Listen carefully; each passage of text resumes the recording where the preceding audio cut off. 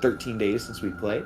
So if someone would like to give us a recap of our last session, I will give out 2 points of DM inspiration because I am feeling feisty today. Oh, I could use that. I could use that real good. Oh, Go for it. let's see. Where did we? I just need a reminder of where we left off. Were we still in town? We were still in town. When we started the session? Yeah, when we started the session out, having discovered the ruin. Oh yeah, that is where we. Oh wow, we did not. Okay, yeah. All right, so last we left off, we had discovered some ruins. I could just go through. It was basically a giant sundial with some statues around the southeast side of it. There's a gazebo to the northeast of it. We haven't really explored yet. But as we came in, we discovered a hole heading into sort of, I haven't seen it yet myself, so I'm not sure exactly what it is, but some underground area. Possibly a labyrinth, possibly just a room with a bunch of dead bodies in it. However, we did discover bodies that an elk had been gnawing on. It seems that the white elk that we were hunting was an awakened elk created by a druid that no one but Icewind Dale seemed to know about. Quite possibly the same person that awakened the critters that we ran into before. But the elk did show up. There was the rope, very, very important rope that was put down. That you will not fucking let that go, bro. I don't know what you mean, but help somehow. Osh, continue. But the elk showed up. It was a little bit of a necromancer. It summoned, kind of a pretty powerful necromancing elk. Summoned some zombies. They climbed out of the hole. We jumped in the hole. We jumped out of the hole. We jumped back in the hole. Fought some zombies some more. The zombies exploded when we killed them. The elk ran around a bit, stabbed us a little bit of times, but we were doing pretty good. Killed the elk. Good job, everybody. Decided to take a short rest. All the zombies died when the elk died. We're doing great. During the short rest, Lotus is talking to Dale about aliens, and she starts to have some PTSD. Then the druid shows up.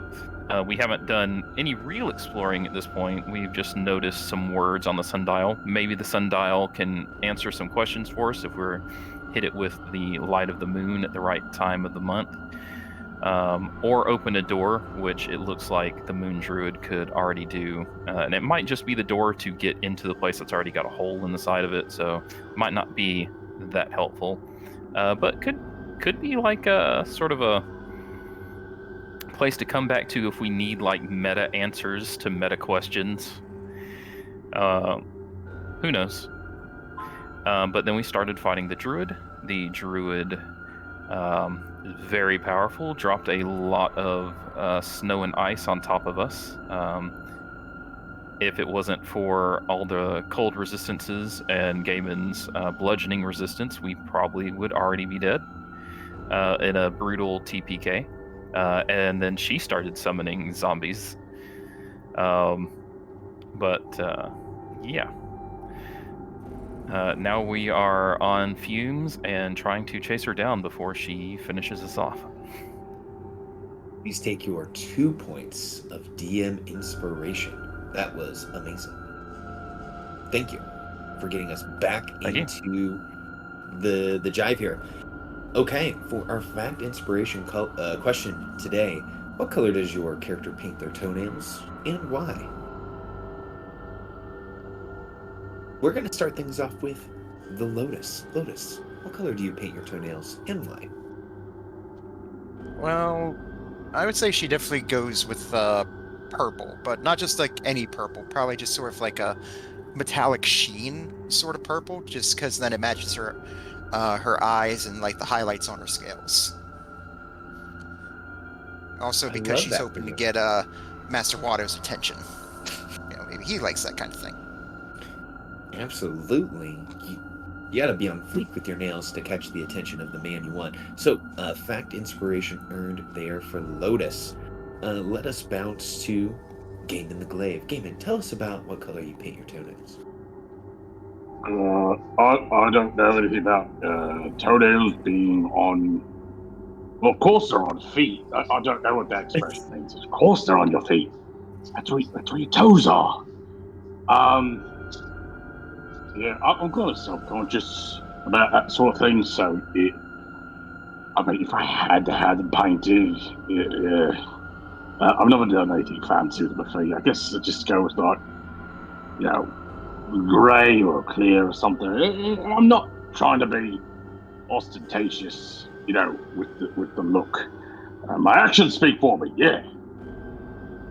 I love that. We'll get you some clear polish so we can make those nails just a little poppin'. Okay, Alicia, tell us about what color you paint your toenails. I don't think Alicia painted her toenails. Mainly because it's probably a luxury that they care for as much. However, the one color that they would like to make sure is not on their toenails, is black, in case of frostbite. So yeah, that's probably the one thing that, at least of the colors, don't want that one. That makes sense. You don't want to accidentally look at your toenails and be like, hey, oh no, they're frostbitten. Why did I do this to myself? Yeah. I love that. Okay, last but not least, Akia 13. What color do you paint your toenails, and why? Okay. Obviously, Akia 13 does not have toes, but if they had to paint their feet, I think Akia would paint their feet either in one of two ways. They would either paint their feet in like a green floral pattern to like try to feel more one with nature, to gain a better understanding of nature, blend in. Possible other one is to paint their feet, paint their toes a sort of realistic looking toes, like this peach color, like to be like imitation toes. I'm being brought back to like 2014, 2015 and the Hunger Games when Pita was showing everyone his special skill was cake painting, and instead of Pita painting himself to look like a tree, he's painting his toes to look like other toes. That's what I'm envisioning right now. Yeah. Okay, I love that. Well, we have been charged. We have been powered. So, it's time to start. So let me put on a little bit of this type of music. Okay, before we jump into things, what Akia just reminded me of? Matthew, have you ever read A Psalm for the Wild build? Nope. I think you might get a kick out of it. Okay. It's a science fiction. All right. Sort of book. Message it to me. Will do. Sorry, just I needed to throw that out there while I was thinking about it. There is, just so you know, there's something weird about your mic tonight. Yeah, you sound like you may be on like mobile. It might be on what? Yeah, you sound like you're on your phone or something. Mm-hmm. Oh shit! Hold on.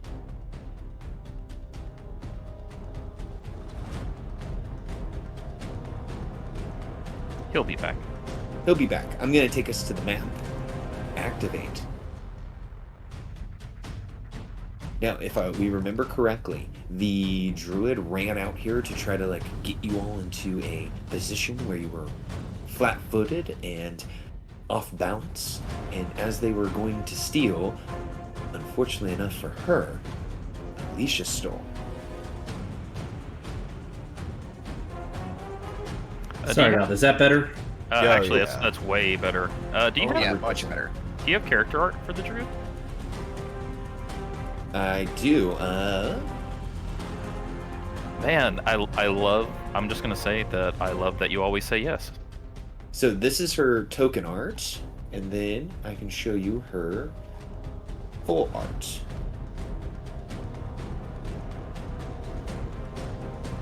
Yeah, I can only zoom in so far, so I appreciate that to get the imagination. So full art was just placed into the chat, and you can see her mangy red hair and her ice sickles and a bush. It's an awakened bush. Mm-hmm. Awakened blueberry bush. My goodness. All All right. right, Alicia. Alicia, I think, had taunted this chick right beforehand. Mm-hmm. So it was going to kind of like give it around to this side and to the their short sword to stab her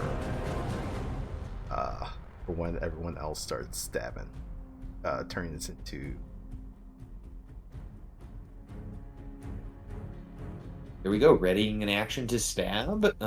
We're preparing ourselves for a JoJo meme here. Yep.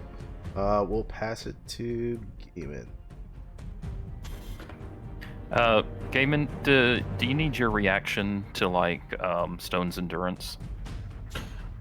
Or have you used Presently, I've used up all my stone's endurance. Okay, that answers that question. Bonus action, I need to rage again. You fucking skank! I'm gonna cut you down to size! Ah! And we rage.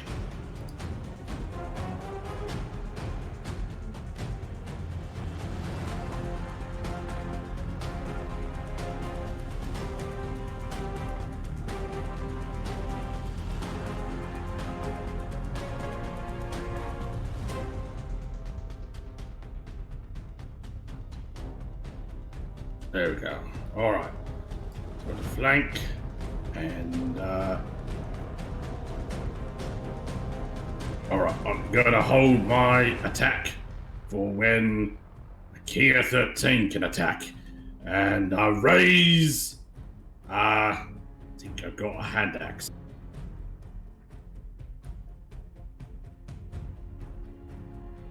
I love that. So readying the action Yeah. to stab after Akia is prepared to stab. Yeah. And I'm gonna shout out at Akia and say, "Come on, Dragoon this bitch!" Like, jump down on top of her, like, stabby stab stab. All right. Yeah, I will do that then. I will jump out her. I do collide with a wall, but I would like to move here and I think attack. Oh, I thought you were at an elevated position. You were 10 feet up, so as you leap off into the snowbank, you can give me an acrobatics or athletics check. There is soft snow that has been falling, so the DC is not too high to land coolly. Wait. Here's a thought. So, like, Dragoon rules, I think. Like, if you fall the 10 feet, you can, if you're willing to take the D6 damage, you can pass it along to the enemy, in addition to your attack, if the DM allows it. So that's what I was getting at. Yeah, I'm good with that if the DM is. I am good with it as well if you want to give us a Dragooner. Yeah. All right. Yeah. Okay, you land softly with lots of style. I'm gonna throw out the attack. I'm gonna say non-lethal. I will not hold it against other people if they do not. So I'll just throw that out there. Okay.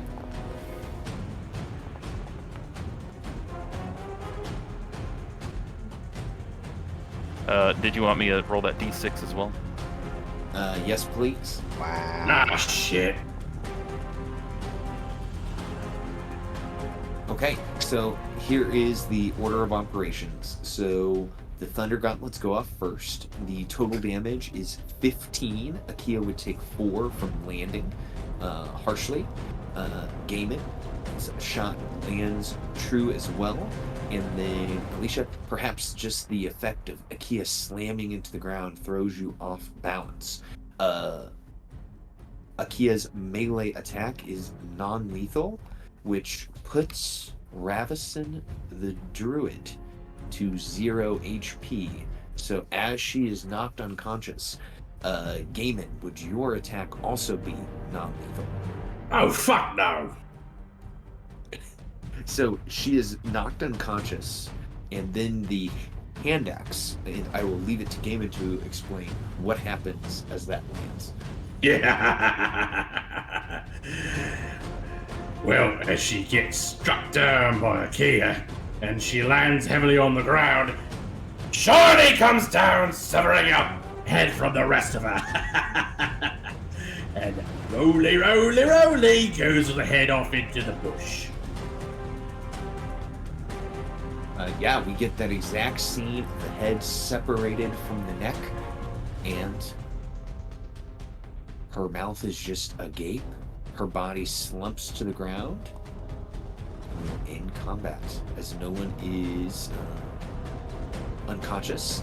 The skeletons that you are all fighting crumble to dust. And the air is quiet.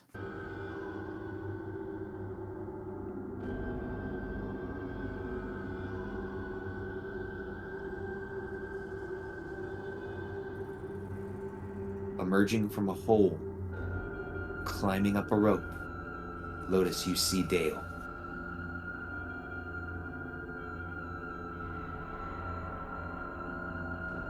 Oh, Dale. So good to see you. Still have that secret weapon ready? He looks to you and says, I have my patented distraction ready in case we face any more horrors this day. Pocket sand. Well, it's pocket snow, but is the same effect. So OOC is are you thinking of taking Dale as one of your B team, Lotus? Who, me? Fuck no. Okay. You know who I've got my bright purple eyes on. Come on. I know, but you like to Lotus likes to talk to Dale about aliens, so I was just There's talking to a friend about aliens, and then there's Actually holding it in It's a more like- discussion with them. yeah. Yes, it's more like you're talking to someone who. Oh wait, you're maybe right. It'd be kinda more of a TED talk about aliens. You sit and listen while Dale just goes on ad nauseum. Yeah, About that's alien that's it. theories. okay. That's fair. I was just wondering. I'm sure the DM was wondering as well. I am. The duo of Dale and Raylan approach, seeing the headless body. The body has not relinquished its grip on the icicles that it is holding. I am completely expended. Sorry, mate. Oh, fuck me. That was not fun. Yeah. Like, don't actually fuck me. I'm not in the mood. I think Like, Alicia, Gaiman is not directing this at anybody. He's just talking. I think Alicia just gives you a wry smile, but does crawl over, attempts like to heal you, and then there's just a sputter of sparks, and it just I'm tapped as well. I think we need a good old-fashioned sleepy boy to nix this one. God damn it! Ugh. We have completed our objective. We what? Oh yeah, the fucking most. What is that bugger anyway? I will ritual cast detect magic. Excellent. As you're ritual casting, Icewind Dale will point out, hey everyone, there's a thing over there. Is that a gazebo? Should we check it out? We don't want anything to, Yes, Dale, you should check it out. And I'll grab him by his shoulders and just sort of nudge him in the direction of the gazebo. Oh, easy on him. He's only little. Hey. Be careful here. Be careful. Hold on. Besides, if anyone's gonna, abuse that bloke, it's gonna be me. If You any, heard him. if any traps are set off, it could endanger us all. Yes, you're right. And then Lotus will just back up about 20 feet and say, all right, you're good. Thanks, Really? Lotus. Fucking hell.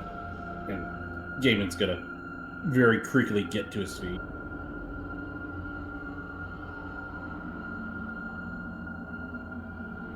Well then, I guess I should just wait for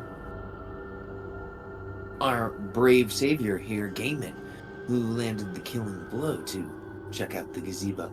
I will, of course, be waiting here to deliver a distraction if any enemies come out. You see his hand is crunching the snow that's in his pocket.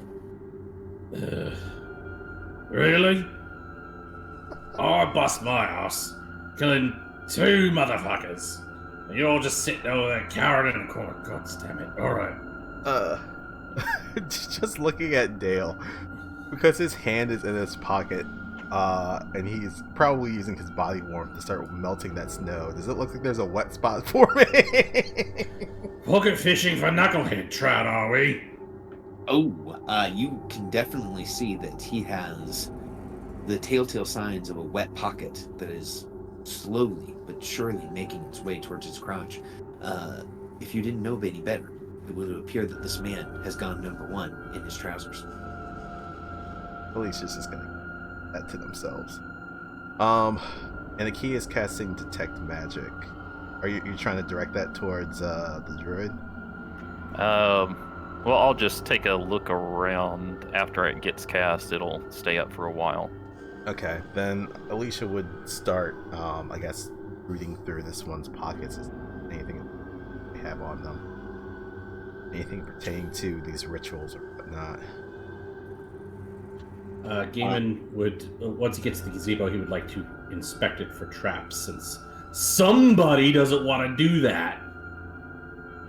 So, kind of going from Gaiman and then on over. So, in the middle of this gazebo, as you are kind of checking it out, I know that it is lit in the map picture, but it is not lit. There's a stone brazier. Its bowl is 20 inches in diameter. Currently, the brazier is full of snow and pine needles that the winds have swept away from the gazebo's polished marble floor. As you look around, if this place is trapped, it would have to be the best traps you've ever seen, because you don't see any pressure plates, wires. The ceiling of the gazebo holds no hidden knives or spears. The only thing present is that brazier.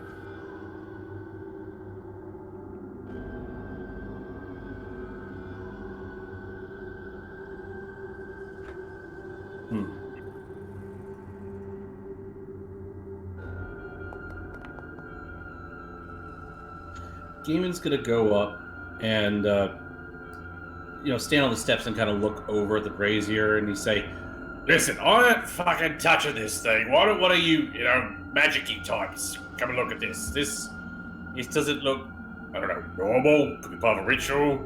What the fuck you lot do? Be there in the moment. Just running through a calibration, and I'll be able to examine it.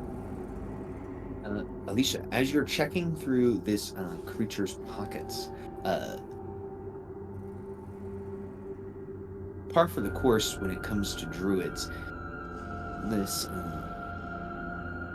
person does not seem to carry any material wealth with them, so you don't find any gold or jewels.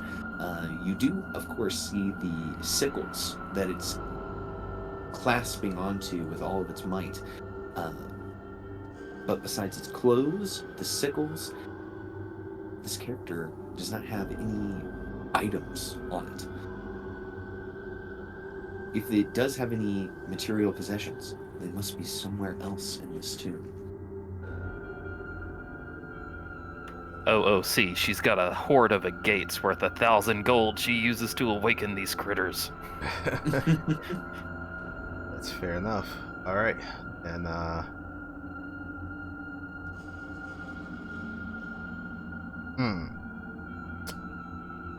think Alicia would go over to find the head, retrieve it, walk over back to the body. We'll place it next to the body, and we'll kind of like put the arms like across the body, and just kind of let it just like lie there for now, and we'll get it, and then we'll go over to Gabe. And let's see here. Detect magic.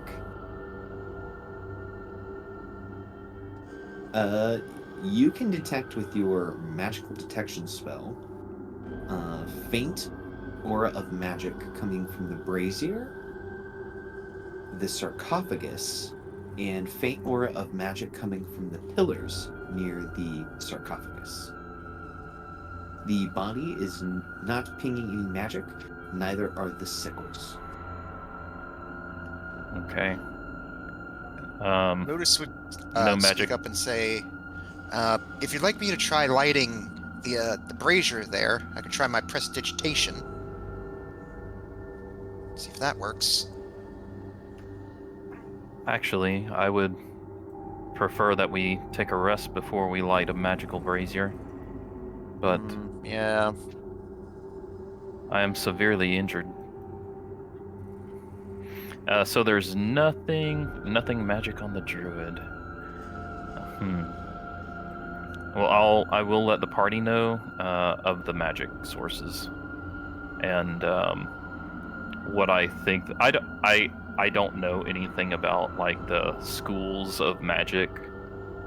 So like the spell description says, it tells me the school of magic, but I don't actually know anything about the schools of magic. So do I feel like it's magic trappy, or magic like, oh, it just makes it burn forever, or that sort of thing?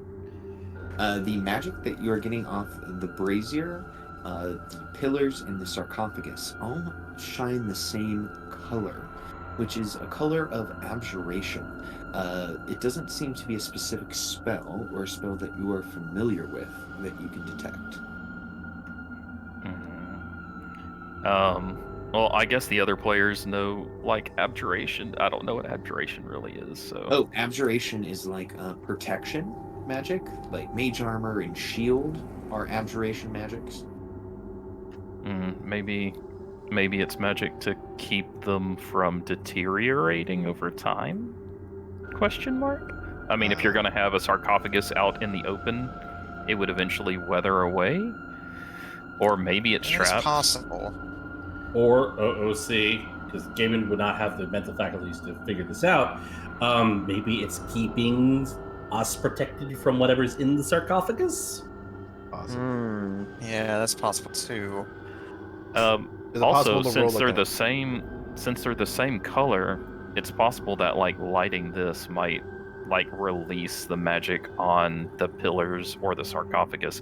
Weren't the pillars a bunch of elves? You are thinking correctly about a different portion of the map. When you first approach, there was 6 elven statues. Oh, you're standing talking about the around. pillars around the brazier. So you have the sarcophagus here, and these little things on the map. Oh, those. Pillars. Okay. Yeah, I feel like we definitely should rest before figuring out what's up with that. But maybe there's magic here that is either activated or deactivated by lighting this. Yeah, most would say, if we're going to set up camp here, we should. It's not completely safe. I think we should set up a scheduled watch through the night. Based on the information that would, I guess, passed out by a key, possible Arcana check to have a little bit, probably put some context to some of that. Absolutely. Oh, I'll assist with that then. Sure. Oh, I don't think I can get higher than 20. Then a 26. Yeah, that would be pretty tough. So I can tell you what you would think here about that information that you have connected together. So, correctly, by concluding that the colors of the brazier, the sarcophagus, and the pillars all match. So you think that somehow by lighting this brazier could potentially open the sarcophagus or cause an effect. That is correct. You notice that the brazier itself, it's filled with pine needles and snow. You don't think that those are the items you need to burn.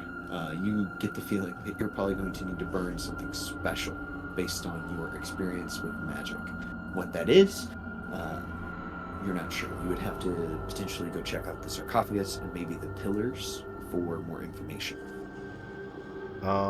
It look like there's any remnants of what maybe had been burned in that brazier, or is it probably all been passed by?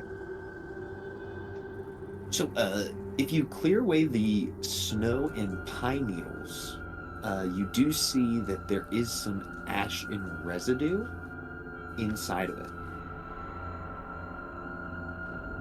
But something that is kind of interesting that you notice is that there is the burnt remains of feathers inside of it when you clear out the pine needles and snow.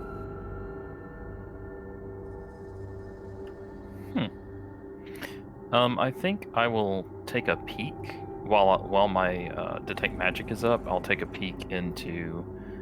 Lotus, could you bring your light over here? Oh, yes.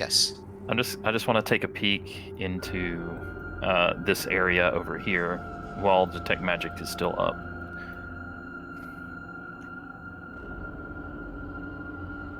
Okay, well, detect magic is still up here. Let's see. Getting out my little ruler here. I think if there's any place that I want to take an extended rest, maybe in that little cavern, have some sort of cover from the... So, Akia, probably no surprise, the Gnomon gives off a aura of magic, as well as the small sigils of the moon. Okay. Mm-hmm. What are these? So, as you look into this room, you see that there are more elven statues. Huh. Well, as the ones on the outside were robed figures, these are elven warriors.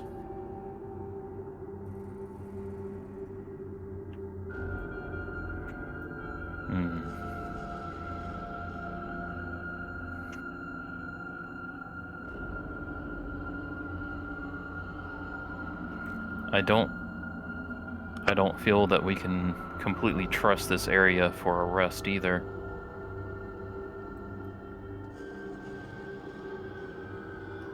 I would feel more comfortable resting a bit away from this place.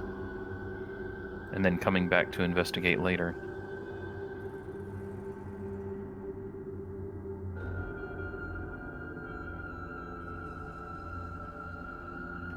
But I will stay and try to find a place to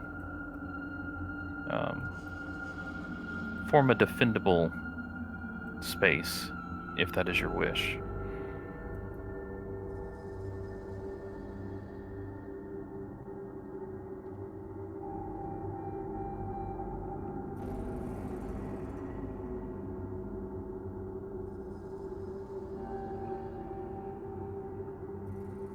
Party, do you all descend down into the level that Akia has gone into?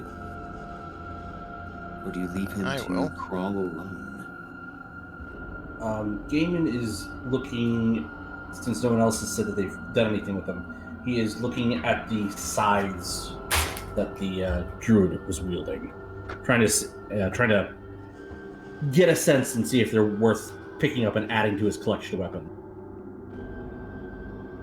So they are currently gripped, kind of with her rigor mortared hands at the moment. They do appear that they are made of ice. Yeah, really just wanted to see what this space sort of looked like down here. Well, it's kind of like another little moon shape. The one thing that you do see down there, by the way, is that it is filled with corpses. Gross. And Gaiman, you were about to say something. Yes, didn't want to be rude and interrupt. Gaiman will try and pry the weapons out of the druid's cold, dead hands. Yes. So you start prying them out of her hands, and there is a sickening kind of popping noise as you have to kind of break her fingers to pry them free. These weapons are finger-breaking good.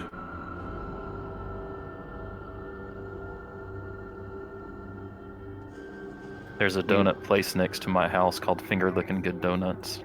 So. Gaiman, as you pull the weapons free, you notice that they are indeed sickles made of ice. As you hold them in your hands, they feel very well balanced, very well constructed.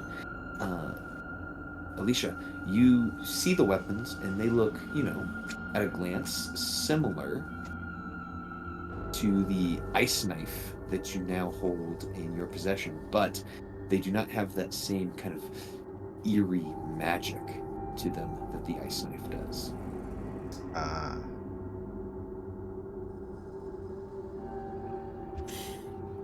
You reckon these, slit someone up a tree? Wait, state that again? Slit somebody up a tree. Cut somebody up from the, nethers to the neck cap sort of thing. Oh, possibly. Seems like they're rather well made, despite material production. Oh, you think they're gonna melt? Well, that was my fear, but then it's also cold as hell outside, so maybe not. Gaiman's gonna stick one blade down into the snow, like it's like you throw a knife down and it sticks in the ground, and he's gonna run his finger over the edge of the other to see what he experiences. The blade is frosty cold to the touch and quite sharp. So as someone who has tested weapons before, as you kind of run your finger along it, we do get that scene of a drip of blood exiting from your finger. Okay. Gaiman will stick his thumb in his mouth, sucking on it. Not like a baby, but the whole, Yeah. Some of the blood flow. Yeah. And, it's certainly sharp enough.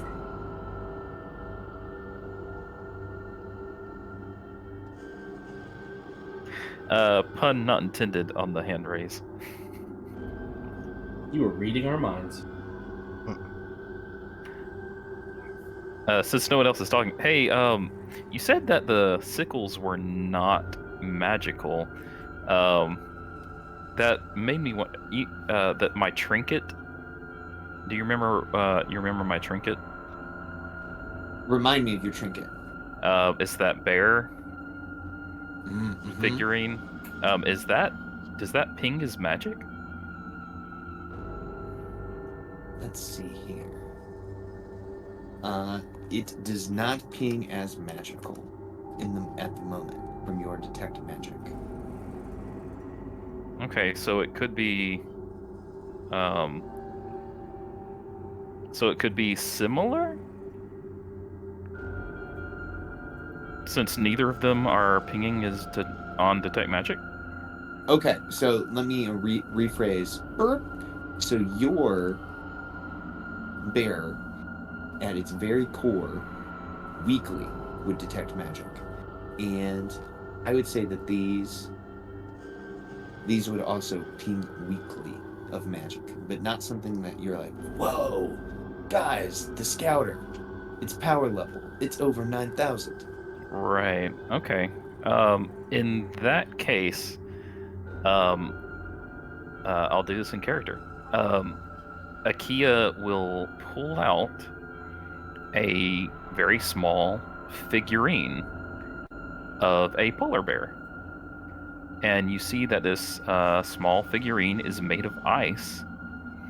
And Akia will say, this bear never melts.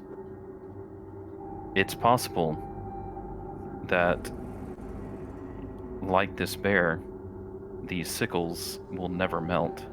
They seem to have a similar magic to them. It is weak, though. Very weak. I can barely detect it.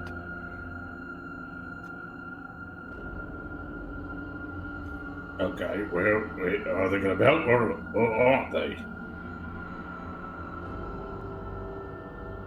If I had to guess, I would say not under normal conditions. All right, then. I'll take these for a test drive at some point.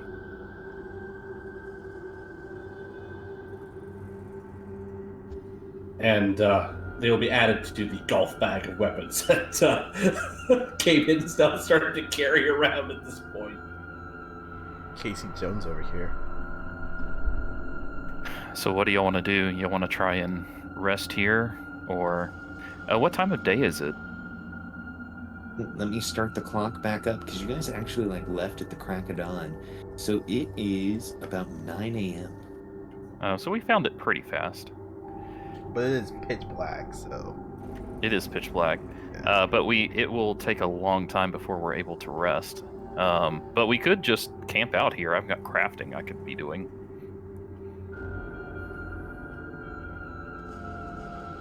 Yeah, I'd be fine with that. I wouldn't mind maybe understanding this place a little bit. So honestly, I would like to maybe pick Danica's brain, since she seems to be a little bit more linked with the moon. Maybe she would have a little bit better insight into this whole place. I would like to investigate the cave after we've rested. Oh, where's that fucking moose? I've got it. It's got a date with my skinner knives. It is still next to the... What was it called? The Nomen? The Nomen. It is still next to the Nomen. Alright. It's skinning time. Yeah. Lotus will have her notebook open and just start thinking. It's like, maybe it is probably better we head back to Bryn Shander and so you can find out more. We can bring back the remains of the moose, and well, this place has been here for a while. I don't imagine it's going to go anywhere anytime soon. Well, I don't get to cut it up. No, I think you already did. I think you did. Did I? I think you did. Oh yeah, cause I think like something about its antlers. Yeah, like you got the Oh, meat, yeah, but that's the right. antlers failed. Because you were carving it up, and that's when the druid lady came in, right?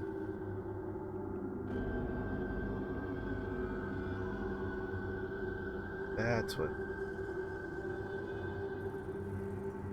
You guys already have the hide and rations. Right, and I think I took like what was left of the antlers. I think it was just like shards of it or something like that. That sounds correct.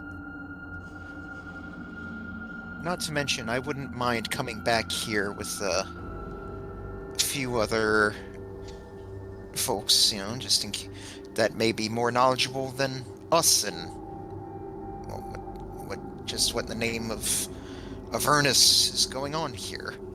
Are you suggesting that we head back to Bryn Shander and come explore this later? That's my idea, but as always, I'm open to suggestions. In that case, I suggest that we take a short rest before heading off. And also, what do you mean in the name of a furnace? It's really freaking hard to carry a furnace all this way because it's gonna be hot. It's like metal. It's just like it burns your hands, and I don't understand. I think she said. Lotus just. I'm sorry. Yeah, Lotus sort of looks at her book and to the section of like phrases she heard that she just sort of came up with, like for that she thought natives would get, and then she finds like in the name of Avernus, just scratches that out. I mean, everyone's looking at me funny. Did I say something, silly? No, not necessarily. I think Lotus meant Avernus, Oh, okay. not a furnace. Avernus. It's one of the first layers of hell. There are multiple levels of hell. Yeah, there's 9 of them to be exact. Holy shit. And they get worse and worse each level you go down. Yeesh. What you have to do is, be sent to the 9th level of hell. Some truly horrible stuff. Though you actually may like the first level of hell. Not saying you're gonna go there, Gaiman, but from what I know, there's an internal battlefield that's there, so... Oh. If you ever wanted to get your kicks and kick the crap out of demons and devils, it's your place. Should we do something with the body of the druid? Burn it, bury it, take your pick. Lotus looks over at Alicia. I'd say, you're the religious one of us. What do you think? I would say burn it, quite honestly. Akia just holds out their arm, getting ready, seeing if everyone agrees. Bring out the heavy flamer. Hold on. What if we burn, druid person over there in the bowl?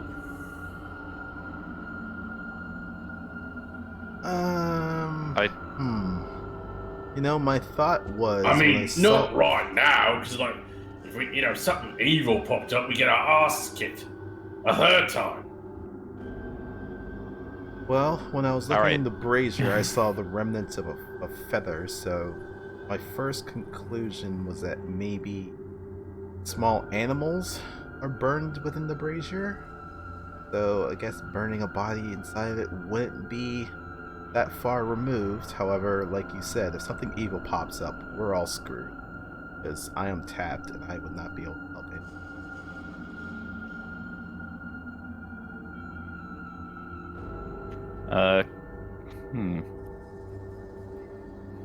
Maybe we should go to Bryn Shander at some point. Alert someone who may be knowledgeable on that. DM, would a history check about, making animal just to see if animal offerings and elven tombs cross-reference those two things in my memory. Yeah, give me a history check.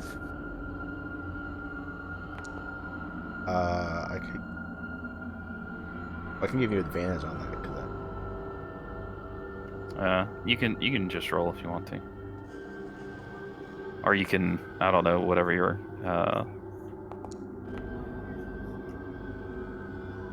Okay. Yeah, sacrificing animals is a thing that has been done across culturally, from humans to dwarves to elves. And the sacrificing of like birds is definitely something that elves could do. You see that Raylan is remaining quietly stoic on this fact. It seems that, like normal, she's keeping most of her thoughts to herself. So yeah, you could potentially need small animals to complete the sacrifice. But seeing as we don't know what that would do, do we want to take a short rest before heading out? I would be fine with that. Okay, I think we're going to take a short rest. Okay, you guys, I've already rolled for this. You do not need to worry about a random encounter or anything along those lines. You are able to grab a short rest. But yeah, So definitely you can roll your hit die. Sorry. That was it. You can roll your hit dice and regain your short rest abilities. Definitely would So suggest this would to be our burn the second body. short rest, wouldn't it? We never completed the first one. Then why am I short a hit die?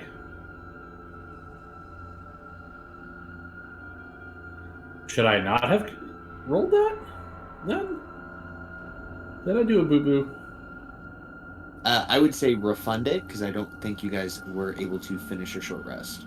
Well, the problem with that is that I took damage from before, so I'm not going to refund it just to keep things fair? Sure. Because I would have added the HP to the character. And that's how I was able to get to where it was, I think. So I'll just use up the rest of my hit dice, what I have left. Okay.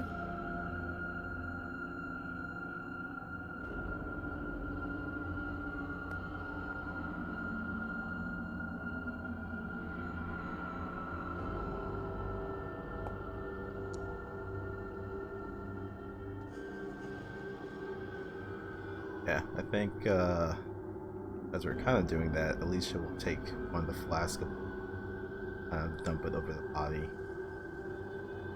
Not to Okay, I'm gonna take a step back, and I'll light it up.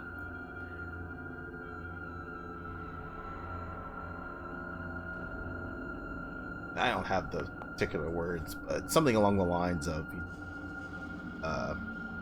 stand there over this bowl. Even though it's not one of your own, please guide it to a land of brighter sunlight.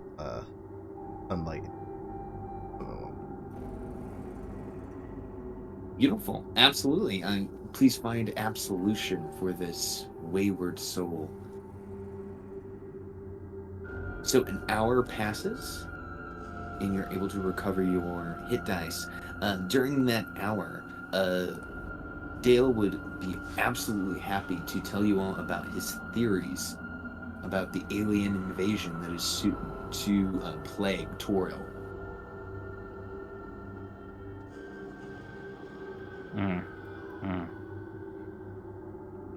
Does anyone listen, or do you all just kind of like allow his speech to be heard in the background? You can be writing that in the RP channel all week. We'll say how far we get into it. I'll look at it eventually. Oh, well, Jabin doesn't believe a word he's saying. But it's all true. I would say, considering Lotus's experiences, how accurate is what he's saying? Oh, it is like most conspiracy theories. a flash of truth amongst a blast of untruths and blastings of just falsehoods, as he's talking about how aliens are for sure going to come to Auril to eat all of the sentient races, and if not to eat them, to enslave you all, to essentially work as their brood mares, and to churn out more alien humanoid hybrids. What types of aliens man describing? Like little green men, or creatures with or xenomorphs, or creatures with octopus faces? Oh, he's describing elithids, and he is also describing basically every combination of alien that you can think of. The little green men, the xenomorphs, the elithids, they're all going to be coming from the sky in these spaceships, and that if we're not all careful, we're going to go the way of the tribes that have been lost to time. Every single alien species from the XCOM series, just everything. Oh, and of course, the like the Revenant from Halo. He's like, it's like he's referencing everything. Lotus He will, does not believe him, but he puts up with it and like sniggers periodically. OOC, I would like to explore this cave before we leave, just because I feel like the druid would have some valuables of some sort, you know, like spellcasting reagents, things like that, spell scrolls, something. And there is nothing on her. Possible. I would say, in the rare gap while Dale is talking, Lotus will turn her notebook to the page she drew of the Illithid and show it to Dale and say, "Any of them look like this?" He gasps.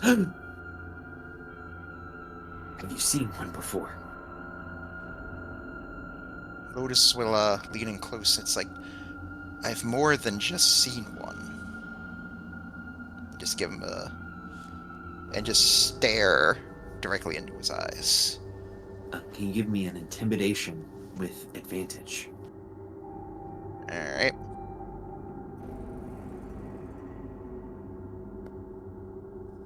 Oh yeah. Ooh, 18. You see his skin turns a deathly shade of white. His mouth is open agape. It's almost as if his gums have receded. And he goes, "Are you an Illithid in disguise?" Oh, goodness. It's like, I guess the others, since the others have walked away, and Lotus will grab the mask, pull it up, and, you know, her body shifts, the scars and everything appears, and she speaks in her raspy voice. It's like, this is what they did to me. Okay, I have to make a save here for Dale.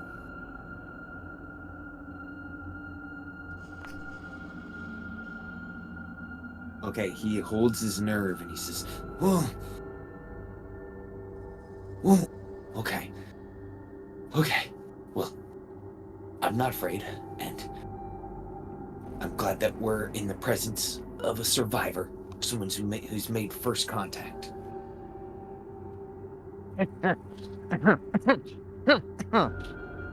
Not just a survivor. You see, they took me from my home. My home is on another world, different from this one. Oh no, okay, he's gonna make another save. Okay, he Push this man He over does- the edge. He doesn't take it so well this time. He looks to you. He stands up abruptly. And he points to you and he goes, "Hey, traveler, hey, alien." And he starts to back up from Lotus and from the group. "She's an alien. You're all aliens, aren't you?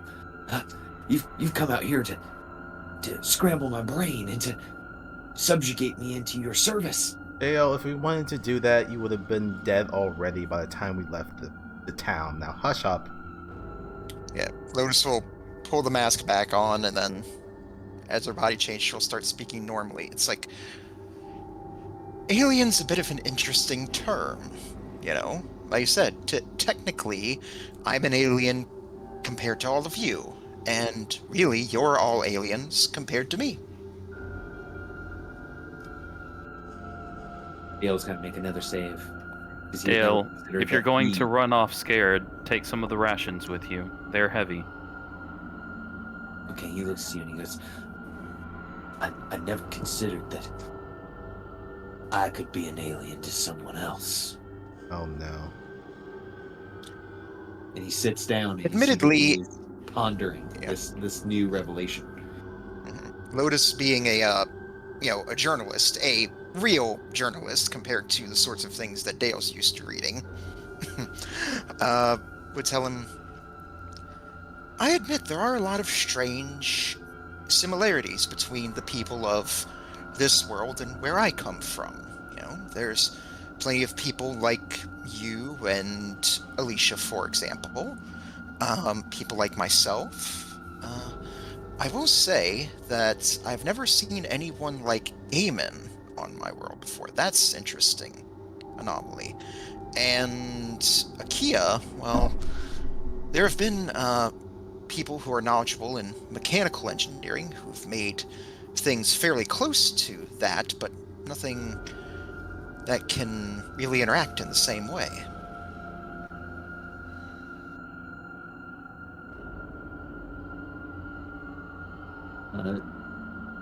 The conspiracy theorist just ponders these new revelations as his mind has slowly become overwhelmed by this. Alicia and Akia, as you're exploring and hearing all of this, you happen upon this object. And let me tell you what you see. Sorry, which object? I'm sorry. Did my Oh, ping okay. Sorry, I was all tapped for a quick second. Oh, can I have my faxpiration of that? Yes, you can. D6, right? Correct. Ooh, okay. You are within succeed. Oh no, we don't do that in this game. Never mind.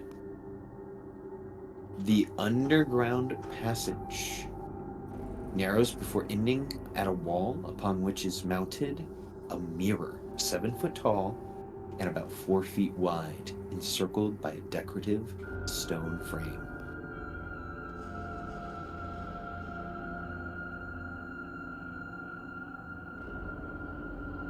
Does Should Akia still have detect magic up, or? Oh, that was before the short rest. Should I reapply that? It will only take a few minutes. Oh, I guess you probably could have done it like after the short rest, 'cause Yeah. I recast detect magic as a ritual. Okay. We will say time passes, everyone, and there is a magical object before you that is absolutely glowing with magic. To Alicia's eyes, it glows with a silvery, scintillating light. Akia, it's as if you put on night ordnance goggles in the middle of the day. This is an extremely magical mirror. Okay. I do not want to touch that. I do not believe I have seen a magic object give off such a strong glow before. Right. Well, and I think that solidified it. Not touch that. Probably leave that for someone who can do something. I guess, can I do an Arcana check to see if I know what type of magic item this is? And you do get the feeling from looking at this glows with the color of divination as you stare upon the magic mirror. Would I be able to do an Arcana check to get more specific information about the mirror? Absolutely. Cool. Know what? Actually, does anyone else have Arcana give me assistance? Yeah, I mean, Alicia is right there. She could. The big brain squad. Okay, 13. I will. I'll use my Faxpiration to bump that up.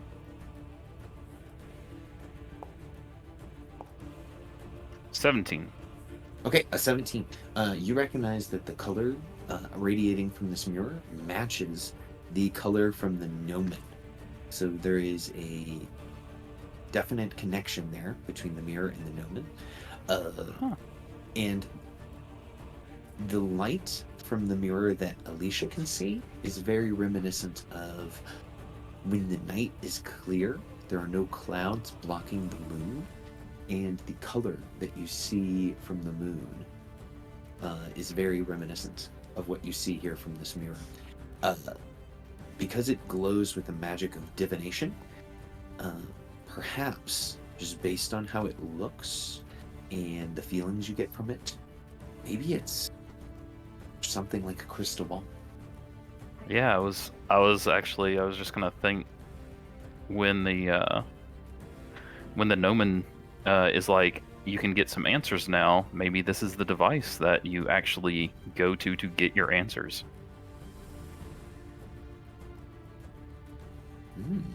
That's an Lotus interesting thought. will look curiously at the magic mirror, remembering an old fairy tale. She'll just say, "Magic mirror on the wall. Who's the fairest of them all?" The mirror does not respond, but you do hear a voice from behind you say in kind of a maybe just a slight scathing sarcasm. "I have heard people say that it is the Open Lord of Waterdeep." You hear Raylan say this, "but I am not so sure she fits the bill." Lewis will just give a little chuckle at that.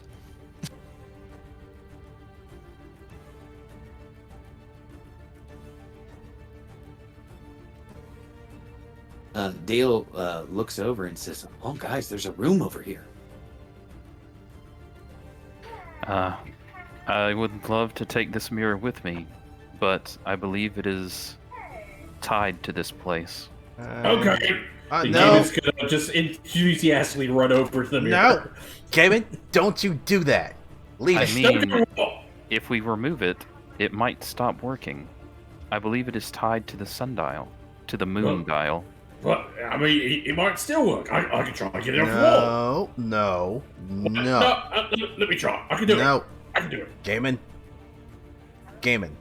It might back break here it. right now.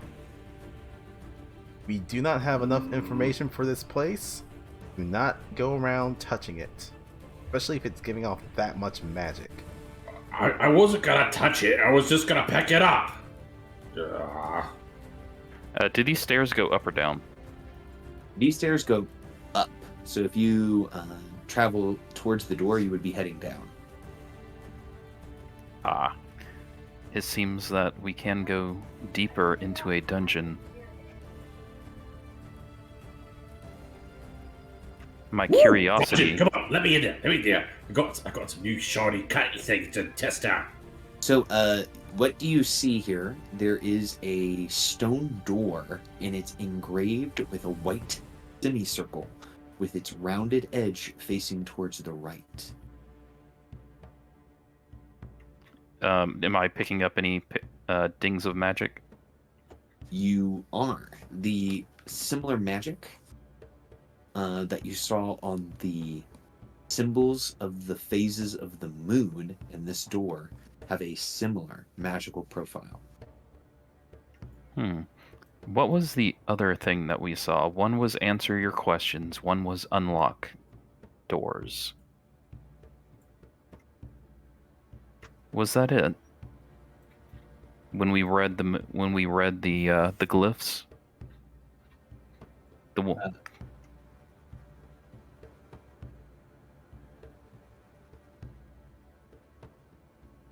You look around to your party, and are you guys all just like putting your heads together, like, what did that say? Well, hold on. Repeat the question again.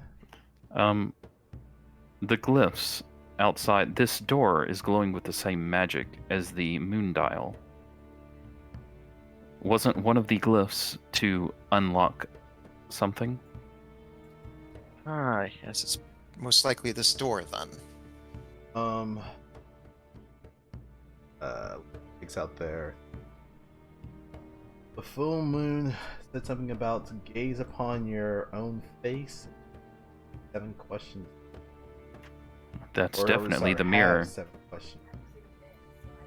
Half moon unlock the tomb of the. That is probably that then unlocks the tomb of the half moon. How about this way? It keeps going. There is you can see an open door up ahead. I can't because I don't have that much light, but Oh. Now I can. So, as you walk up to this room, there's a circular chamber up ahead that has an intricately carved, domed ceiling 20 feet high. Light would probably shine down from the top of the tomb if there was light outside, but there is a rectangular stone sarcophagus inside. I'd like to check the room for traps. Okay, you can give me an investigation check. You don't see any traps, but you do notice, sticking its head from behind the sarcophagus, a bush.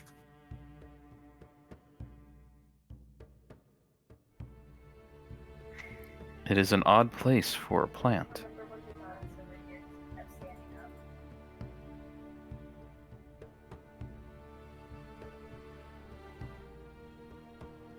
Is it in a planter? It is not. It's it's using its branches almost like a child would use its hands to kind of grab the edge of the sarcophagus. As you approach that close, you see it run behind this sack and kind of squat down. If you do not attack us, we will not defend ourselves from you. You are safe. The shrub looks to you and in common says, "You promise not to hurt me?" Oh, it can talk. What the fuck is that thing? Holy shit! It screams, "Ah!" and runs and presses its back against the wall. No, Gaiman, just take it It's a easy, fucking okay? bush. It's a fucking talking bush! Why is that bush talking? That doesn't make any goddamn sense! "Please, don't hurt me. I'm only a bush." That's what you want us to think. You're that fucking druid that's come back. Ugh! Let me at it. Gaiman, it is just a bush. It's not just a bush. Bushes don't talk. That thing is a talking bush. That's not a bush. It's a thing. It could be evil. It could be another thing attacking us. Evil comes in threes. What the fuck is that thing? It has not attacked us yet. Akia, Wait for us Gaiman? to sleep. It's waiting for us to put a guard down. the bush Gaiman? started to shed sap, almost like a child would shed tears from its bowels. Lotus will look up at Gaiman and show motion with her finger for you to get down at eye level with her. It's like, Gaiman, look at me. What? What? Have you been getting into the hag crystal again? Oh, what crystal? Oh my. It's a talking bush. It could be dangerous. Why are we all just sitting around talking about it and not doing something about it? We are. Why Akia don't we do is anything? Akia is trying to figure out what it is and what it's doing here. Just take a deep breath. And just calm yourself. If it I'm going for a walk.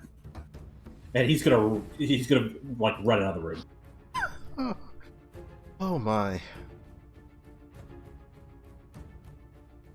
I tried some magic on him earlier this morning, but it doesn't seem to have any effect on him. Yeah, I'm thinking, you know, where I'm from, when someone's having a hard time with addiction, you'd usually gather their friends and family around to help talk them through it. Get them to feel how their addiction is not just affecting them, but the people around them. It's called intervention. Yeah, we might need to do that.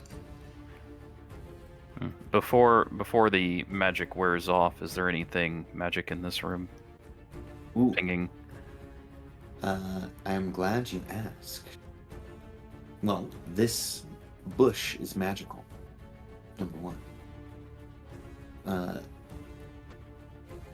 Atop the sarcophagus in this room, you see that there are several rolled pieces of parchment. You see that 3 of them are magical. Okay. But besides the bush and the 3 rolled pieces of parchment, you do not see anything else that is magical. We should investigate this room.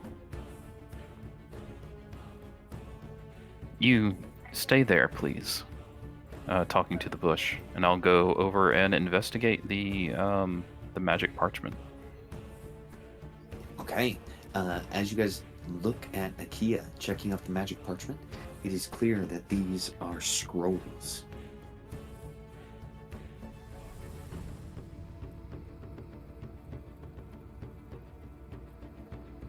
And you are about 99.9% sure these are scrolls of the spell Moonbeam. That's exactly how Akiwa would say it too.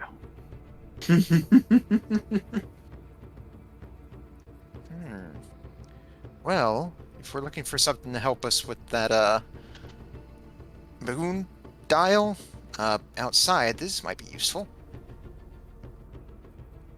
There is a high probability of failure if I try to use these scrolls. If that's the case, perhaps you should let Alicia, Raylan, or myself use them, then. To be more arcane inclined.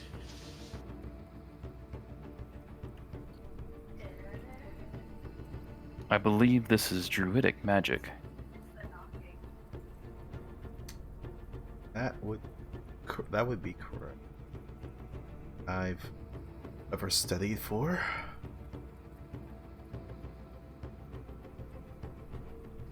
I believe out of all of us, I would have just as good a chance as anyone to accomplish the spell. However, there is still a high probability that that it would fail. Alicia's gonna get in front of the shrub and kind of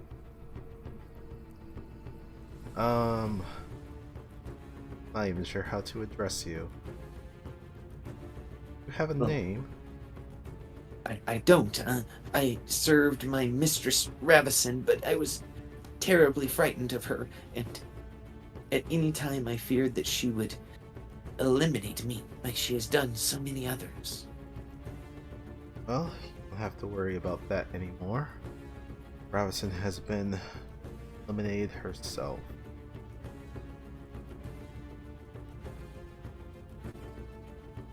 You see, if a bush could give a sigh of relief, that's what this creature does.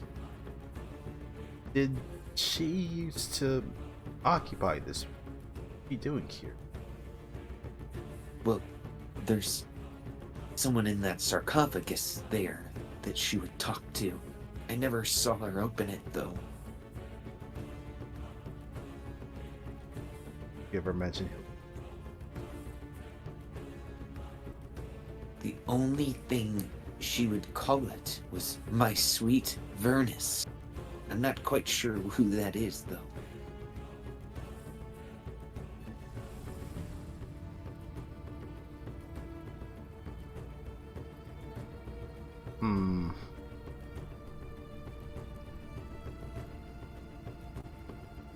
Fortunately, we don't have enough contact for this.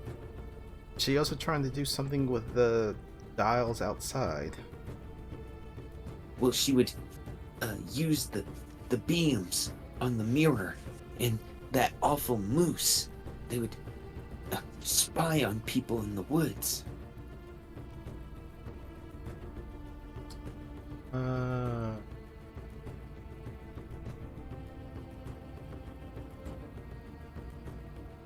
on a Oh, moment.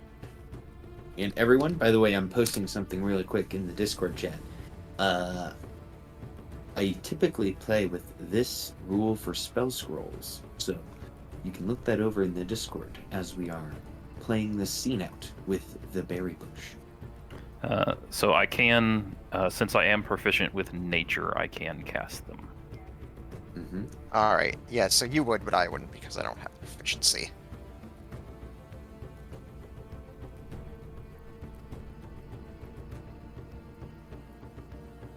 You're gonna leave the bush? I'm gonna be like, hey, little bush. Hey. Yeah. Lotus would very cautiously approach it, but still keep a respectable distance. She would just like squat down, hold out her hand, just like, don't worry about our friend Gaiman. He's a little rough around the edges, but he means well. Well, you sound pretty nice. What's your name? Oh, well, my name is the White Lotus, but you can just call me Lotus. You know, like the flower. And she'll just sort of use her prestidigitation, just sort of like conjure up just a quick little magical image of a lotus flower. Oh, well, hello, Lotus. I don't have a name. I'm just a bush. Well, if you don't mind looking at your here, how about we'll go with something simple. Since it looks like these red berries here, how about I just call you Red? I like that. My name is Red, the berry bush. Right. And these are my friends, and I'll motion with my hands toward them. Raylan and Akia. The bush does a bow in motion and says hello to everyone.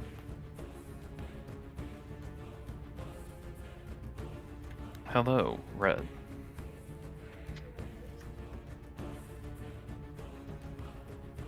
The bush looks to you all in friendship. As Gaiman is still angry that there is an evil bush, Dale has creeped into the room and is staring at the bush.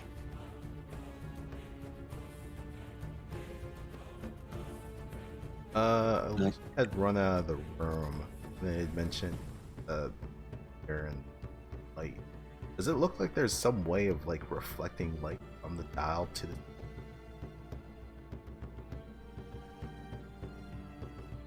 I believe we had figured out that you just need moonlight to shine on the gnomon so that the shadow is hitting the sigil that you want to activate. Well, no. More particularly, they said that they were using the mirror to kind of spy at people. So I was wondering if that there was some sort of thing that was being used to activate that way. Oh, okay. So, you get the feeling, based on your guys' very high Arcana checks that you have made, that the half moons, if you were to eliminate those, probably opens the doors. And then if you were to eliminate the full moon, that you would probably activate the mirror.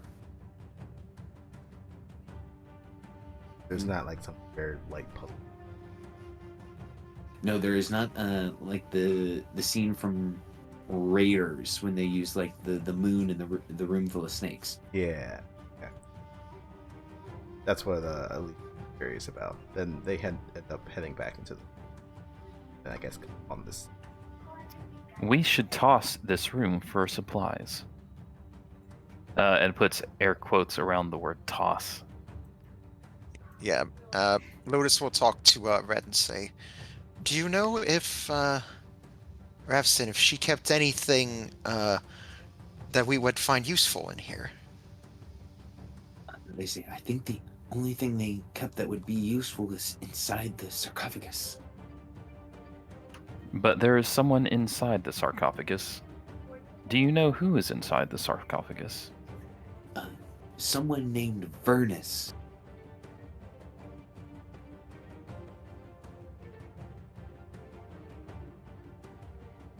Yeah, Lotus will walk over towards Felicia and say, like, "So, Vernus, what are you thinking? You thinking this is like someone that she'd really liked before, or what?"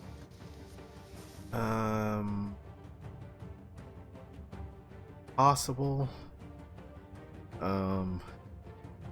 That name not really bells to my knowledge.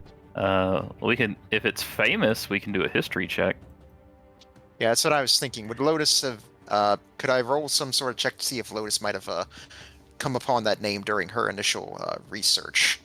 I was going to ask Raylan to know Elvish, and this seems to be a tomb. Are there any elf characters written around the sarcophagus? You see Raylan is looking at the sarcophagus, and they say to you, there are elvish runes and writing upon the sarcophagus, but none of them spell out the name Vernus or mention someone by that name. I believe we will have to open the sarcophagus to get more information. Hesitant on that. I will look around the rest of the room to make sure there's no like gems or anything or money, because none of that would have been picked up by my detect magic. So I'll look for stuff. You can find the complete contents of a herbalism kit as you are looking around the room.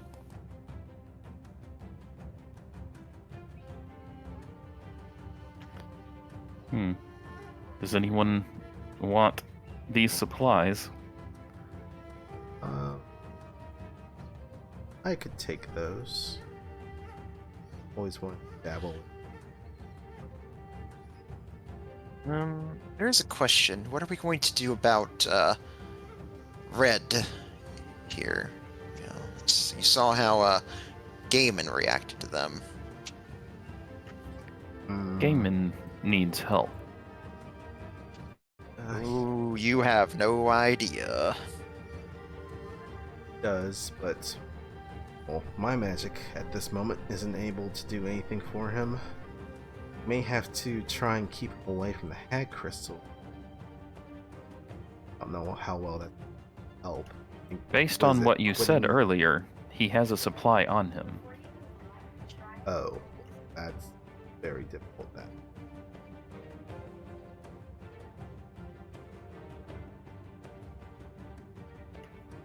Hello, Vernus. The berry bush will step forward and say, I'm kind of gained a little bit of courage here now that we've all spoke for a while. I was a little frightened by your allies screaming. I had some things come to mind if you would like for me to share the information. Certainly. Well, Ravison, my master, well, she would cast her spell that looks like the moonlight upon the dial, and that would allow the moose to hunt the creatures in the forest using the mirror. It was quite strange watching a moose look at itself and the images that it would see. She awakened me, the moose, and many other creatures throughout Icewind Dale. But she complained about one thing in particular. And I could never say this word right. A plesiosaurus? Plesiosaura? She awakened in Mare Dualden. Do you all know what that word means?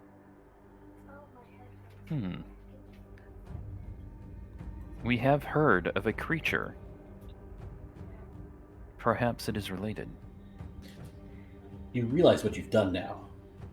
If Gaben finds out, he will definitely want to go and be bait to fight a dinosaur. Hmm. I think Alicia's flipping through their notebook. I think I remember Danica saying something about a lake monster that was terrorizing Mayor Dualden. That seems likely to be the same creature. Yes, and from what we could tell, even though the undead she had brought to life went away along with her, it seems the awakened creatures haven't been victim to the same fate. When she would talk to this Vernus inside of this sarcophagus, what would they talk about? She would talk about how 10 towns were to blame, and the people that live there are the cause for her sadness. And how she would get revenge for Vernus if it was the last thing she did. Did Vernus talk back? Not that I could hear. Lotus will lean over and say, my guess would be that perhaps this Vernus may have been a victim of one of the regular sacrifices to Auril. Well, then, if that is the case, why was she directing her anger toward towns as opposed to... It seemed that she worshipped Auril. Yes. I doubt that she would be upset about a sacrifice made to them. Also, I do not believe that the people that she cared about would be living in those towns. Alright. Just because she was a druid is all.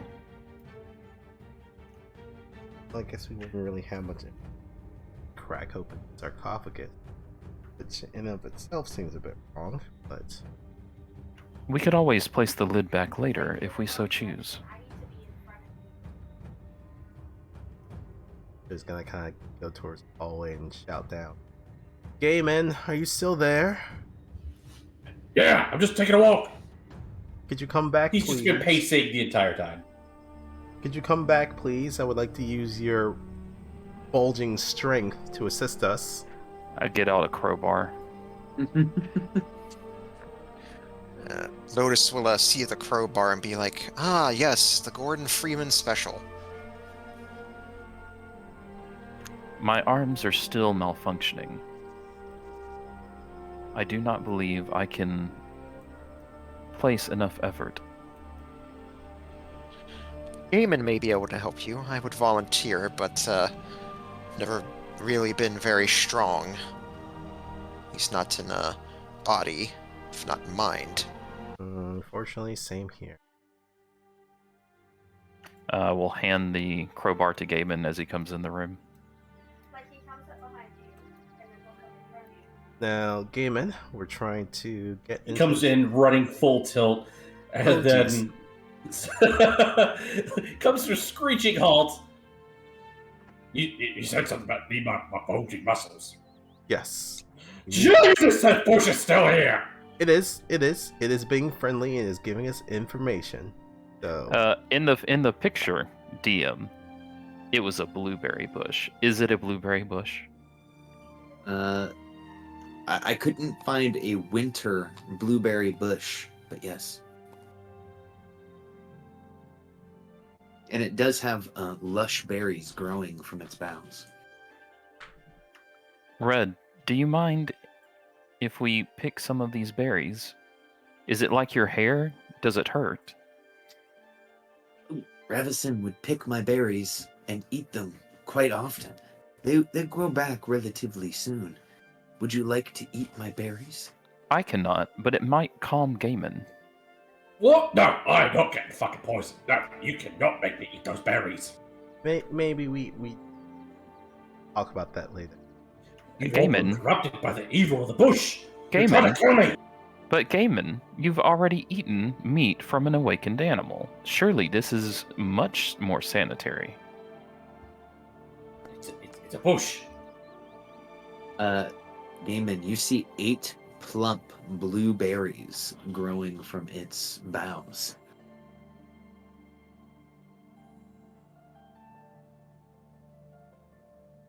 Go on, Gaiman. Hold on. Let's not get him off track. I don't want to eat evil berries. Are you evil? No, I'm just a red bush. My name is Red.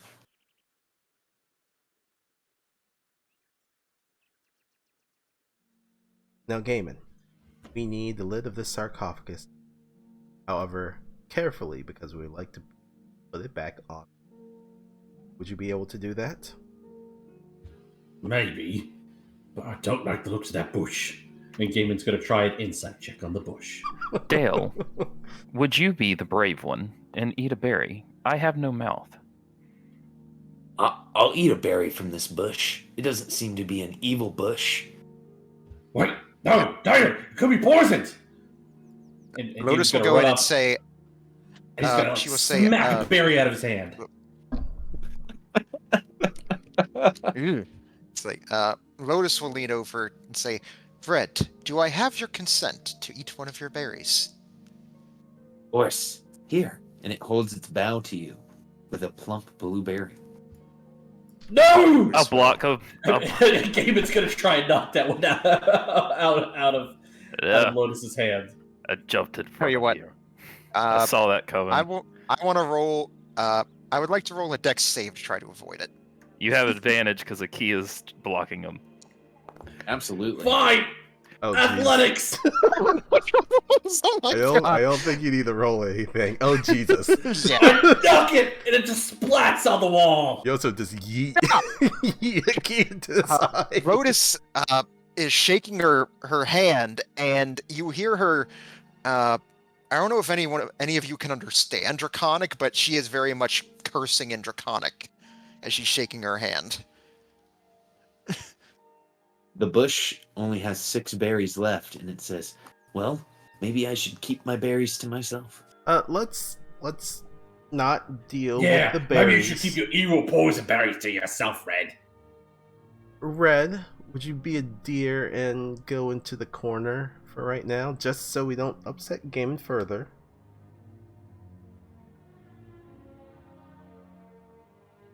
Dale, could you look after Red, please? Watch your back, Dale. Don't trust this bush. Don't worry, Gaiman. I'll keep an eye on them. She says, referring to Red and Dale, and we'll follow them off into the corner. All right, sarcophagus, if you would.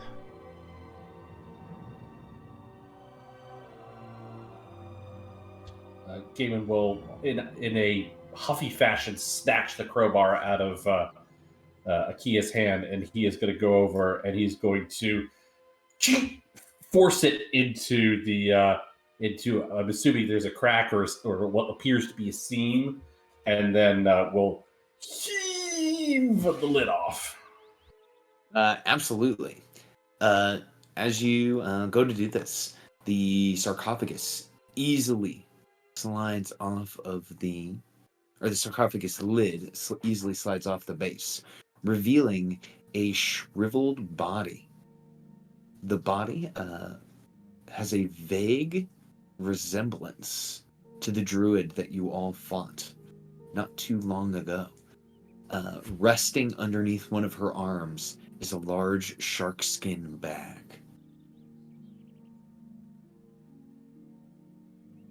I would like What the to. fuck is this? Alicia would Well, like to do a Gaiman's- medicine check on the body. Like cause of death. Yes, absolutely. We can get a medicine check for that. I'll cut her fucking head off, and she's outside.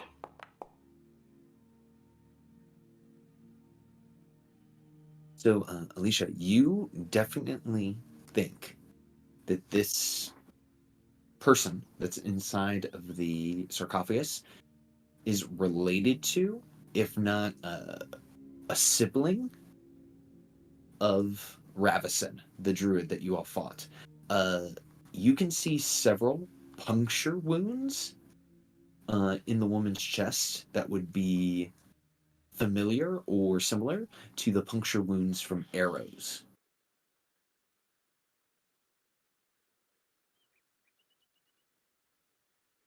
And this woman has definitely been dead for months. Unless Gaiman's already grabbed something, I'm gonna No, he's just surprised at seeing. He doesn't understand twins. grab the shark skin bag and investigate it. You hear a clanking noise from within as there is something probably made of glass within the bag. Well, I guess this kind of explains the motivation. I'm going off on a limb and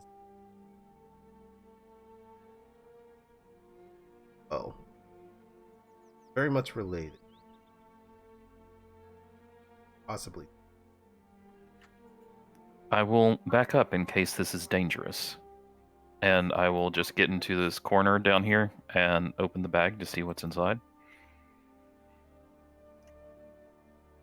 Okay. Inside, you see two bottles. One of them is a kind of a glowing yellow potion. The other is a potion with crimson liquid that pulses with dull light, calling to mind a heartbeat.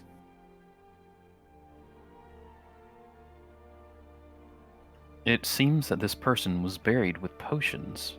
Very odd.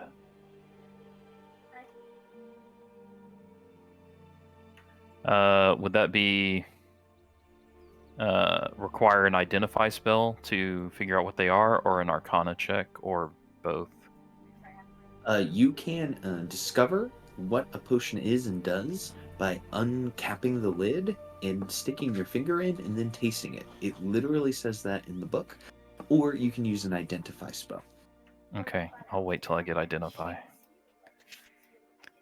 Uh, If I can repair my ocular sensors, I'll be able to identify these. I'll right back. You know, there's another way you can tell what it is. James is gonna walk up with an outstretched index finger, and he's gonna like poke at the bottle, and say, I can always taste these things. I'm got a pretty strong stomach. Bet if it was poison, it only poisoned me a little bit.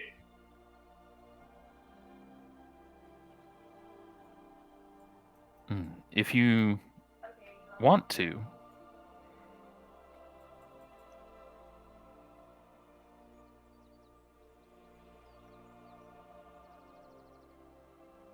I'm sure we will find the necessary components for my repairs eventually.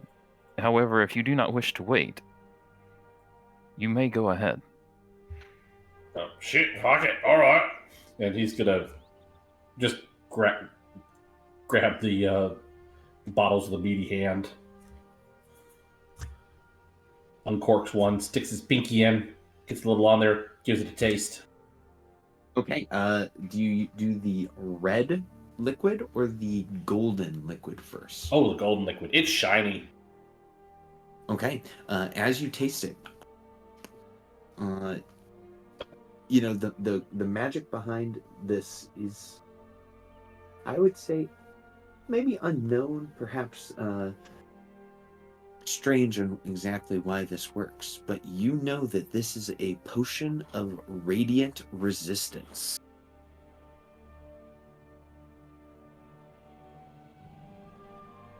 Sunscreen. Game will put the cork back in and hand it over to Kia and say, yeah, it protects you against shiny damage, the sort of shit that Leash does. and then he will uncork the other one and stick his pinky in and give it a taste. Okay. It also gives you tastes for some of these potions. This potion has the taste of iron and minerals. You know that this is a potion of vitality.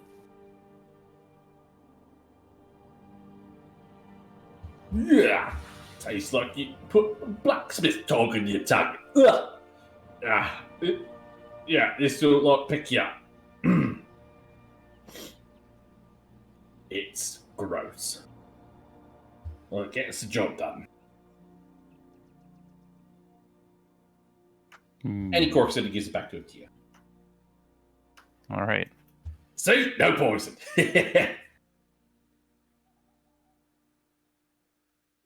Oh, that's nice. And I've put both of those potions onto your sheet. The radiant resistance, you gain resistance to radiant type damage for 1 hour. A vitality potion, everyone, removes any exhaustion you are suffering, cures any disease or poison affecting you, and for the next 24 hours, you regain the maximum number of hit points for any hit die you spend. So, this may sound a little stupid. Gaiman is going to start walking towards the door, and then he is going to pretend collapse. Like he would have been poisoned. Dale rushes over to you and says, Gaiman! As he takes a knee and slides to the ground and tries to cradle your head.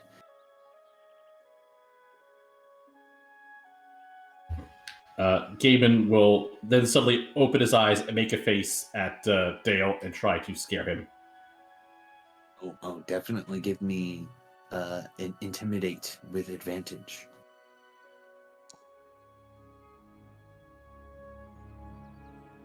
Oh, I forgot to hit shift. Let me roll another one. Sure. Okay, so 16. He screams and goes, ah! The dead are back to life. Fooled you.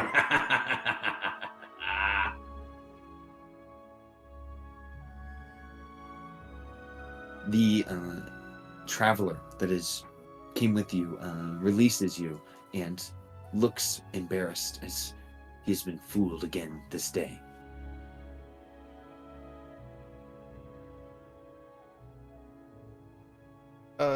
DM, if Alicia goes back outside, are the ashes of Revison still there? Yeah, her body is still basically burning in the bonfire. Okay. Alicia's gonna kind of like put some snow to kind of put out the bonfire. They grabbed the sleeping bag that was dragged it out. I think they're just gonna kind of scoop up snow in ashes bag and then kind of drag it back to the room. Absolutely. Stuffing what remains of the corpse, of the ashes, of the snow. And you can bring it back to the room. This is a lot of physical exertion for them, but they're doing it anyway. And then eventually, when they get there, they will heft that bag, sarcophagus, with the other body. What are you doing? That's a perfectly good sleeping bag. It's fine. Get another. Yeah, but this was free. Not to mention, It smells like a barbecue pit. It's probably for the best.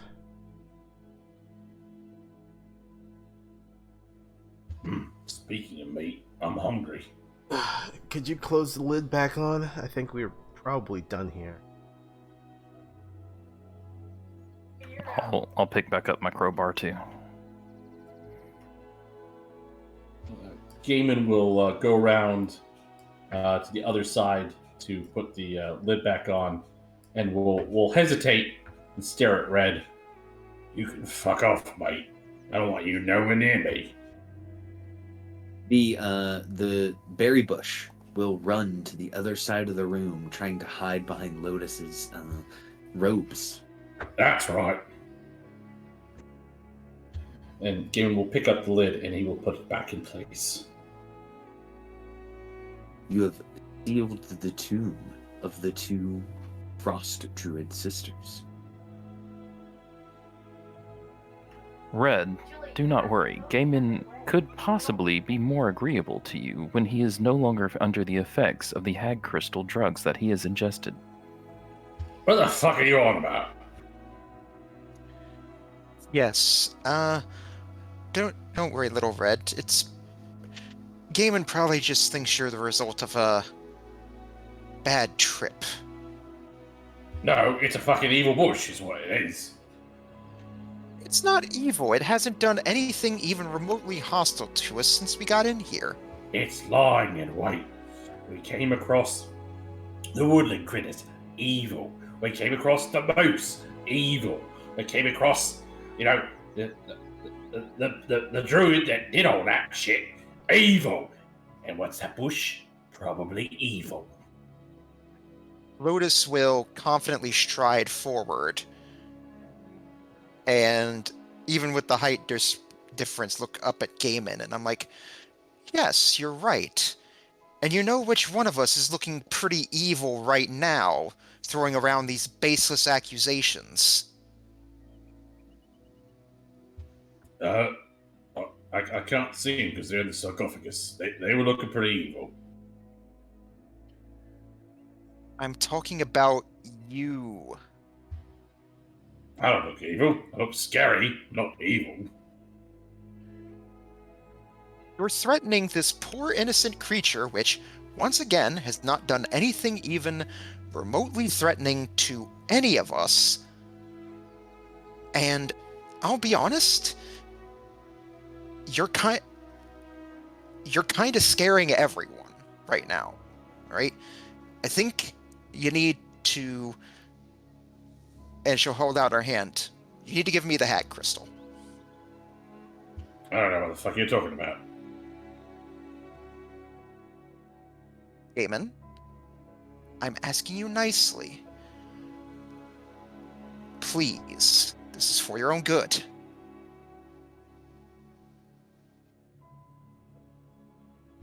I don't have any hat crystal.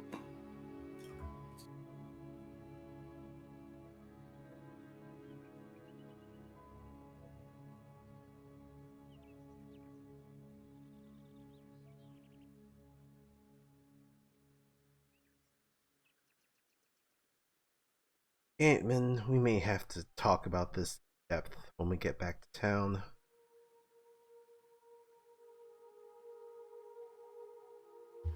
Talk about what? The evil druid sisters. That evil bush. I mean, there's so much to talk about in this room. There is quite a bit to talk about. I think we should for now. I would like to open the half moon door.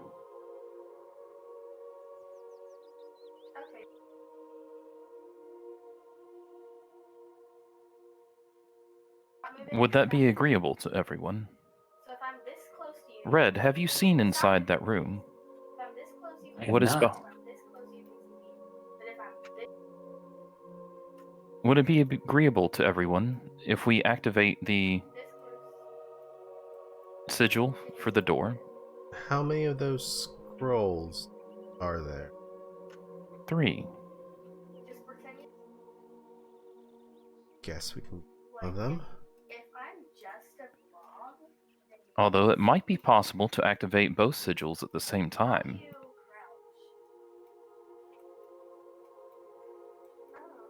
If someone wished to hurriedly ask a question to the mirror, while someone else explores the door, it is possible the door might stay open for some time.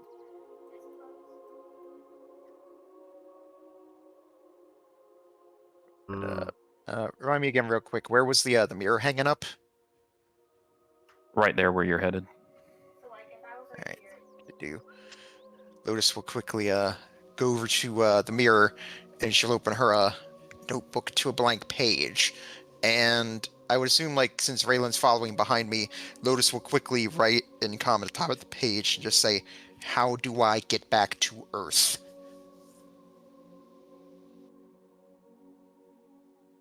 That's the question you asked the mirror? Sounds Well, like as that's in, the like, question she's getting ready. I think she's that's making the a thing. list. It's like, yeah, it's like, now she knows there's a limited number of questions, but that's like the first thing that comes to mind for her. And getting a feeling as to how this sort of thing works is like she wants to have it prepared ahead of time.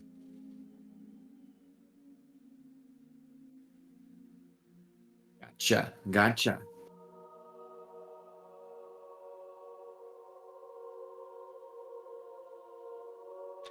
I just want to make sure that if I have a question ready, it's like I don't want it to, to end up to have someone waste a question where, like, does this count as one of my questions? And then that ends up counting as a question, and we just ended up losing one. But why did you say okay at the end of that? I'm so excited to see that movie. It looks like it'll be fun. Mm-hmm.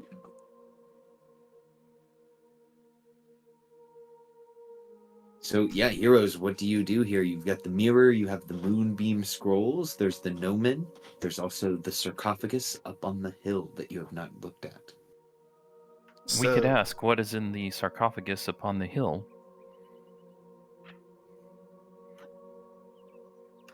Or perhaps what we need to burn to gain access. Lois will nod and she'll jot those down as well. How do we spell the eternal night? Or how do we attack the sun? Guess I could. Mm-hmm.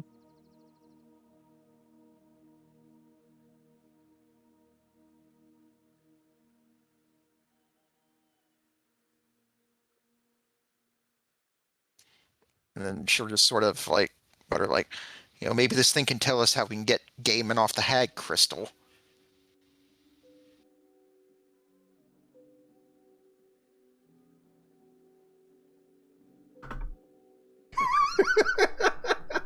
Wait, is it actually locked?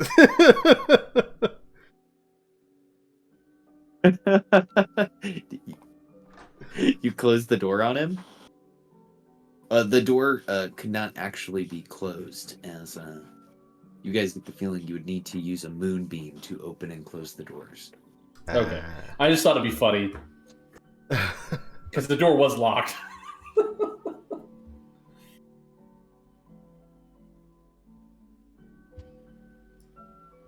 Gaiman, do you have any questions that you would like answered? Yeah, why the fuck is everyone giving me the weird look? Write that down. You could literally ask this thing any question at all. You could ask it what the meaning of life is. All right, fine. Ask it any question I like, right? Mm-hmm. How do I find the motherfucker that killed my mum? That's what I'd like to know. This thing is all-knowing, all-powerful. It's all a bunch of bullshit is what it is. Very well. Should I try and activate it now? No, fuck it out. Game's gonna wander off. Do not. That was... Lotus, don't forget to write that down. And She Gaiman will use the does, rope and and she climb up writes to the in- next level. Who killed Gaiman's mother? She'll write that down.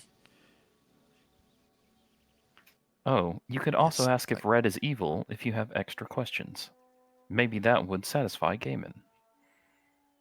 That's actually not a bad idea. Wait! What if the mirror's evil? I'm surrounded by evil!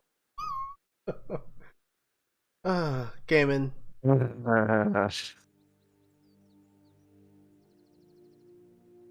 Alright, we're not evil. Dale now. And she will write down, and I think Alicia, you might notice it if your passive perception is fairly high. She says, How do I get Master Watto to like me? How's a passive perception? Yeah, you would have definitely seen it. And you'll see her do like a little like heart at the end of it. Hmm.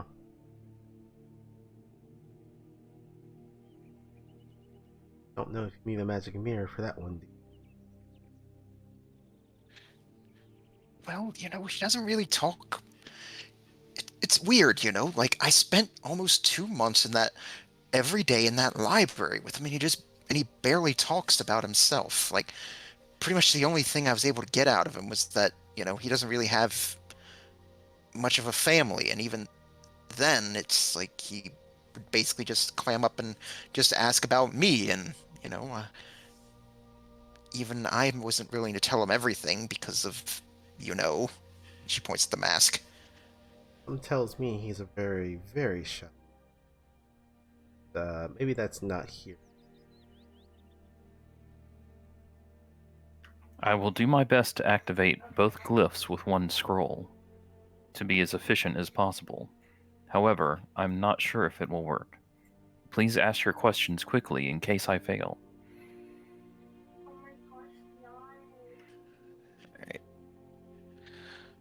All right. Lewis has her notebook open. She's like, well, I'm as ready as I'm ever going to be. I believe this spell will only last for 1 minute.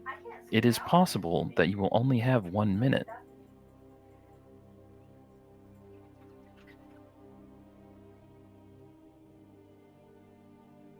Alright, I'm gonna go over... is he here at all? I can't see him. It's so dark. I guess not. Gaiman appears to be gone. Gaiman, are you out has here? wandered off in paranoia. Everything's evil. He's surrounded by evil. We'll find him. Dale, would you be so kind as to prepare to look in the room over there, pointing at the half moon door? It is possible the door will only stay open for a few moments. Perhaps you can wedge something in the door to keep it from closing.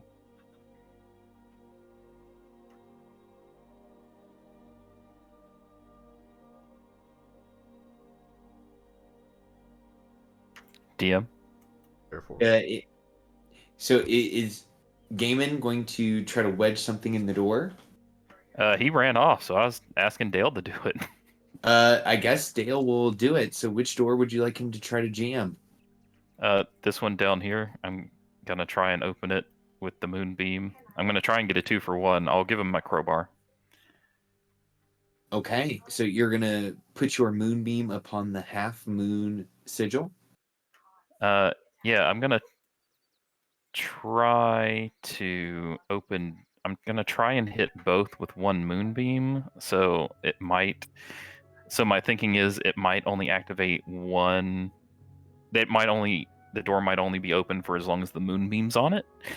So I'm just gonna test that out, but I'm gonna keep it on...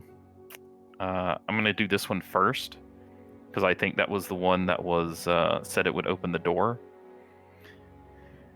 And then I'll move it to this one, because it's the one that said it would open, give the questions answered.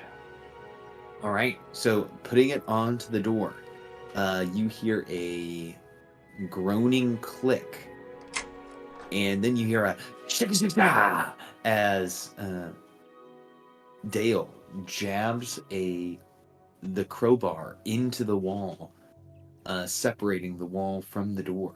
He says, "I got the crowbar in place." All right, then I'll use my action on the next round to move it over, the moonbeam over to the other sigil. The door tries to close against the crowbar, but the crowbar for now is maintaining itself open. The moonbeam is lit upon the full moon. As it lights up the full moon, the mirror fully illuminates with silvery light, covering Lotus, Raylan, and Alicia with its glow.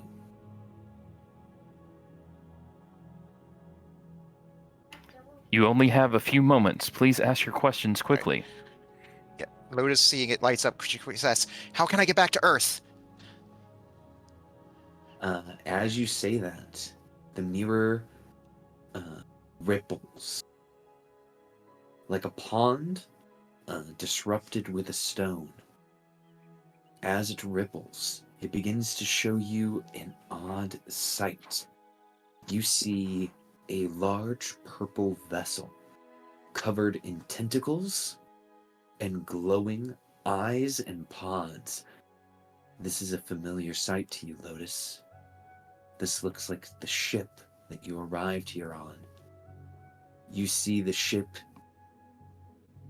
is in a very similar vista to what you are on now. It is covered in snow. There is the light of Auril's magic glinting in the sky. You see this vessel before you. This is clearly your answer. How you get back to Earth? This ship. And just like Geralt in The Witcher, you just hear groan under a breath and just say, "Fuck." Mm-hmm. There are only a few seconds of the spell remaining. Please ask questions quickly. Right. And remembering Alicia's like, how do we stop the long winter? How do we bring back the sunlight? You see a terrifying image. You see a cave that seems to be made of ice and snow, reaching up to the heavens, the aurora glowing beyond it. The cave is formed into the form of a human skull. There is a torrent of water and the falling sound of hail coming from it. You see this fortress, this skull. You know that you have to go there, wherever it is. All right, yeah, Lotus is quickly sketching as quickly the image as she can into the notebook. And then she, not seeing or hearing Gaiman with that amazing stealth check, just quickly asks for No, that him, was for hiding in the tree. He became less paranoid and came down. All right. Well, I guess this ends up working out anyway. As you come up, she'll quickly ask for you since you brought it up. It's like, who killed Gaiman's mother?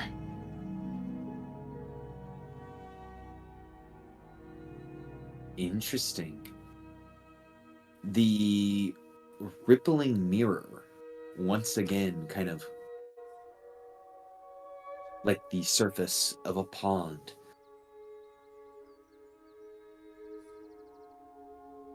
You see an interesting sight. You see a roaring fire, black stone, a castle, a fortress. Sitting in a comfortably overstuffed chair. You see a dwarf? No. Their skin is gray. No hair upon their head, but a long white beard. They're wearing black armor. Is it a Duergar? Their eyes milky white.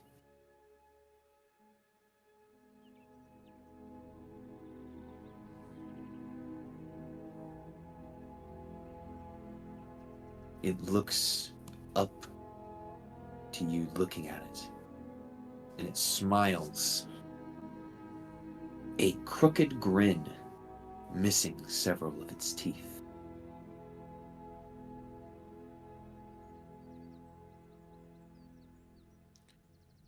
All right. Seeing that and getting the feeling that we're being watched back, Lotus will quickly move on to just the next thing she thinks of. She just reflexively touches the mask on her face. She says, how do I fix this? How do I return myself back to normal? The mirror shimmers. It ripples harder and harder as if it's trying to create an answer for you. As it reveals itself, you see a white-skinned tiefling with curled horns, red eyes, and a voluptuous figure in an underground cavern, a grotto. They are wearing a loose-fitting robe, drinking from a fine crystal goblet red wine. You all can hear from the mirror the sound of her laughing, which sounds like raindrops falling upon the snow.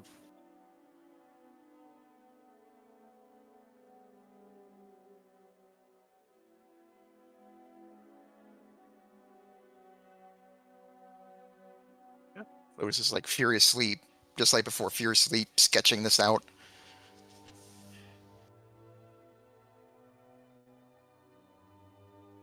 I guess while this is now that at least I guess kind of has some of the answer that Lotus had seen rush over here and stuff. Are there any other questions that you wish to ask the mirror? All right. In character, Lotus would, but out of character, I don't want to. I don't want to hog it. So if one of y'all wants to step up and ask something, go ahead. Already got mine. I don't think Akia would ask anything in character. I can show you art of what the tiefling looked like. Yeah, sure. Unless you stepped away. Now, if you just want to OOC, be like you're interested to see what someone else would ask. If you stepped away, Akia would step up and ask a question.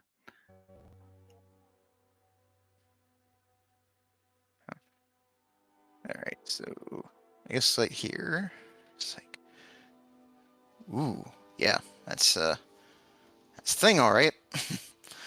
I guess Lotus though. How many questions have we asked so far? It's like, I think we're at 5, I believe. Is that 4 or 5? You asked how to get home. You asked how to stop winter. You asked how to fix your face. You asked about Gaiman's mother's killer. So we're at number 5 now. This will be number 5. All right. I guess still feeling need like Lotus would then ask my mother, how is she doing? Is she okay? You see your mother sitting in your childhood home. You see her sitting at the table there, alone. A single piece of china sitting in front of her. A lump crab cake sitting on the plate as she sighs heavily. She looks over to the kitchen table, or further down the table, and you see a ceramic dish, a ashtray, empty. 2 tears fall from your mother's eyes, and the image clears away. Lotus will put a hand up to it and see a tear start to fall down her face. Don't worry, Mom. I'll be home soon.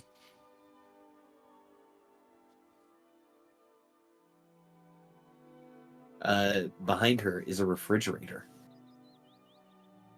On the refrigerator, you guys see a few things. You see some takeout menus. You see a few business cards, but you see a childhood drawing has been placed upon the refrigerator.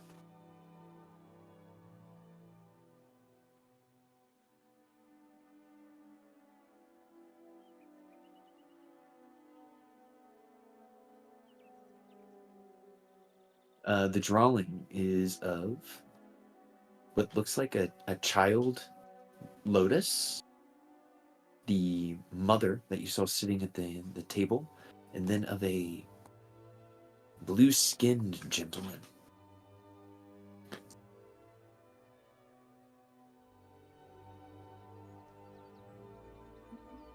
Lotus will look a bit curiously at that, and then all of a sudden an idea will come to her. She'll just suddenly blurt out, "My father! Who is my father?" Ooh, okay.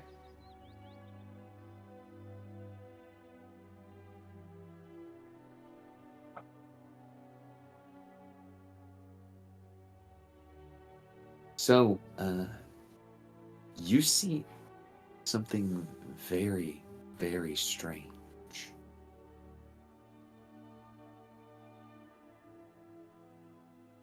You see a frozen wasteland. Large icebergs, a black sky, and a green fog covering the landscapes.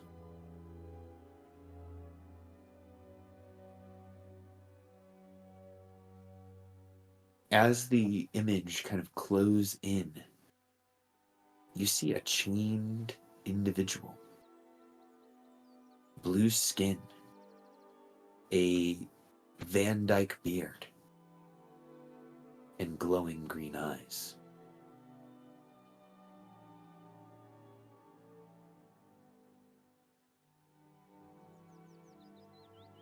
As the figure goes to look up, the mirror wipes clean. No, no! She quickly, bangs her hand against the mirror. No! Alicia, are you looking upon the scene, or no, you're over there with Dale checking out the room, right? Ooh, okay. Let's see here. Gaiman, yeah, wouldn't understand what that was, and Akia wouldn't understand what that was. Okay. Was that question 6 or 7? Yeah, it was. Yeah, I think it might have been. The mirror, the light grows dim and then goes out as Akia's spell ends, and you've asked your 7th question. Lotus, you see Lotus fall to her knees, and the notebook falls into the snow, and you just see her just start sobbing into her hands.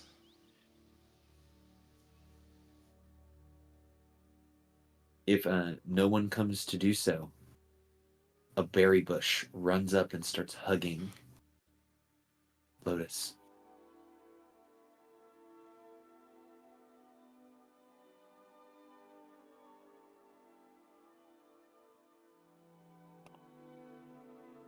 Normally support Alicia with there, but she's checking it on the trying to see what's going on here. Obvious. There is a sarcophagus in this room. I guess with Akia's spell and room closed. Thankfully, a crowbar has been jammed into the doorway so that it does not close upon you all. Gayman, could you some help here? What? Oh, right. We have another sarcophagus.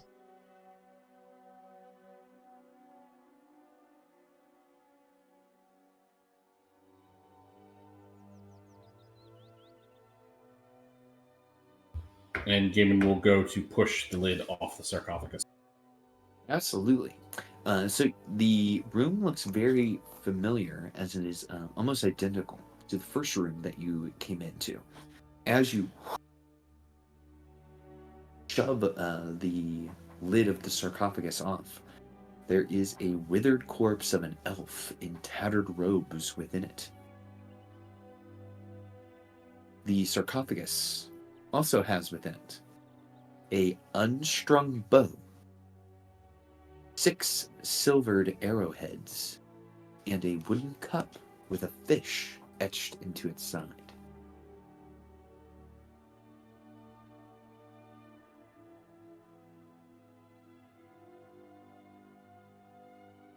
You said an unstrung bow, cup, and the third thing? Silver arrowheads. Demon reaches in the sarcophagus to pick those things up. Absolutely. And I will drop those into treasure. And he's like picking them up and like looking at them, not in the sense of like, I want these, but just he's curious and doesn't know any better that this is a very uncouth and also potentially incredibly dangerous and life-threatening. Absolutely. Gonna do what she body.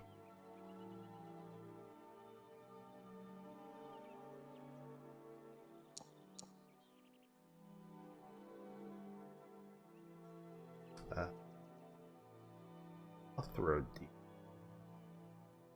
Sure. 30-20. Yeah, this body appears to have died of natural causes, and it has been here for a century or longer. It is quite decrepit and quite decomposed at this point.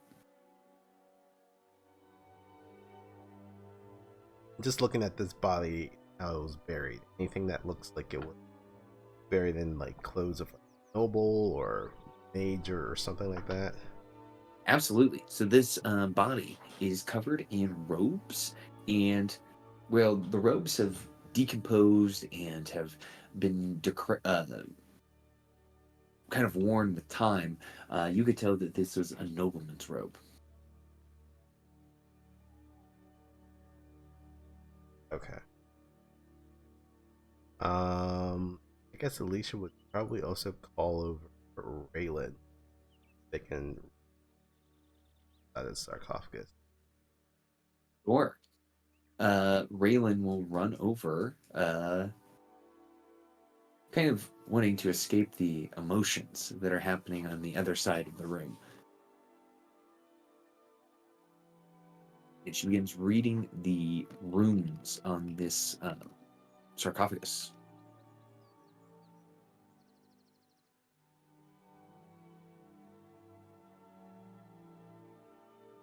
She looks at it and says, "Here lies Nork Lildrath, nobleman.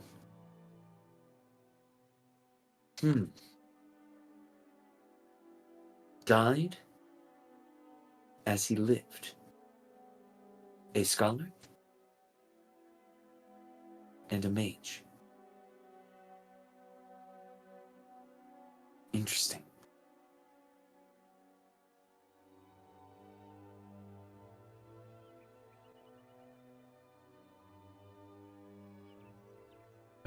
And well, unfortunately, it's not like there's a library that I can look this up either.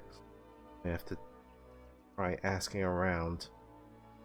Alright, I think we should probably leave, because I don't know how much longer that crowbar is going.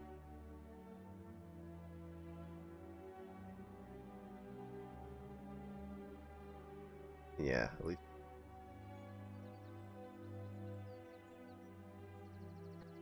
Absolutely. The berry bush has continued to hug you throughout this, Lotus.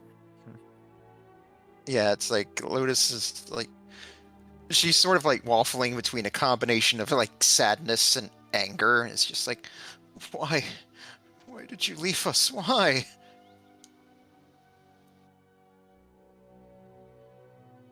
The bush says, "I'm sorry for your sadness. I wish that I could help. Would you like a berry in this trying time?" sniffle and just like wipe her eyes as best she can with the mask on, and she'll take one of the berries and put it into her mouth. It is a sweet, slightly sour, plump, ripe blueberry. And she'll chew on it, then swallow it, and she'll say, "Thank you, Red. It's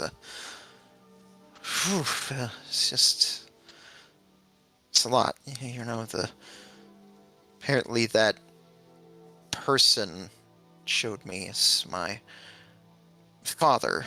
Like, I never really knew him. He left me and my mother behind when I was very young. I can even barely remember him, even what he looked like." And forgive me if I'm intruding, but did everyone else see that your father was in some type of hellish landscape with icebergs and he was chained? Yes, that is rather strange. It does make me wonder not just where he is, but what he might have done to get himself into that situation. She'll grab the notebook and shake the snow off and slowly stand back up. Say that the other tiefling that might be able to fix my body, and looks like I'll need to learn how to fix a fucking spaceship. Question for the DM. Did Lotus's father appear to be on the sea of moving ice? Give me a history check.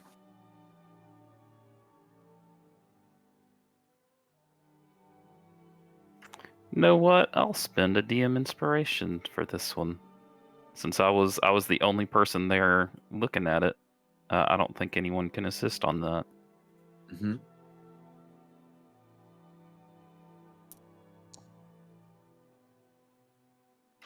Dirty 20. You believe that it was not the Sea of Moving Ice based upon the black sky, the green pillars, and the formation of the ice. And even someone like yourself or Lotus, if you were chained and inside an iceberg or inside water like that person was, you would succumb to its effects eventually. So they were inside of an iceberg? Mm-hmm. Inside of an iceberg and chained. Were they moving?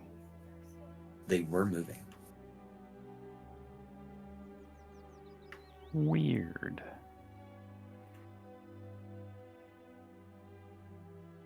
You describe that to Alicia. I guess Alicia came back out of the room, looking around. It's like, wait, where's Lotus?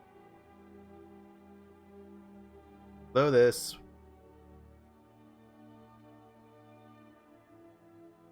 She is still at the mirror.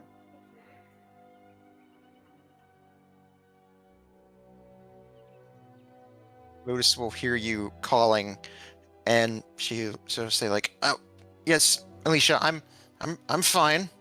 I'm fine." She is clearly not fine.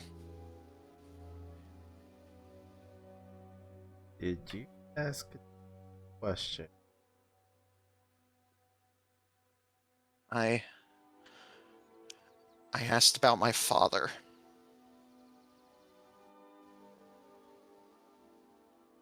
And I'm going to go out off on a limb and say something that very much upset you.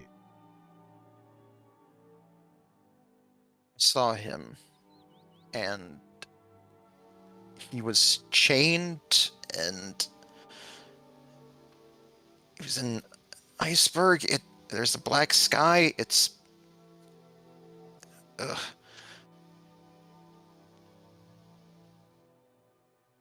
I don't. Yes, and apparently my father is a tiefling. I don't understand how biology works, apparently. I did not recognize the location.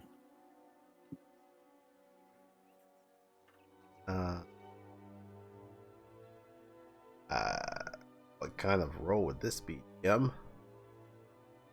As they're explaining just the vision to you, give me a religion check. Anything up roll? Oh yeah. Ah, it was on that 18. Okay. Yeah, you're not sure. You don't have a strong inkling one way or the other. Anyone else? Oh, sorry. Please go ahead. Nothing's coming to me at the moment. Maybe give me additional details tonight. Think about it a bit more. All right.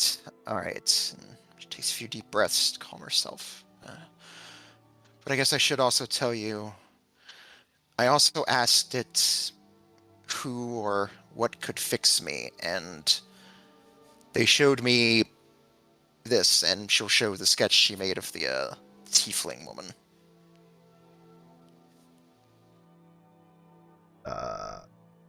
This person ring bells. You actually, yes. You can give me a history check as you look at this.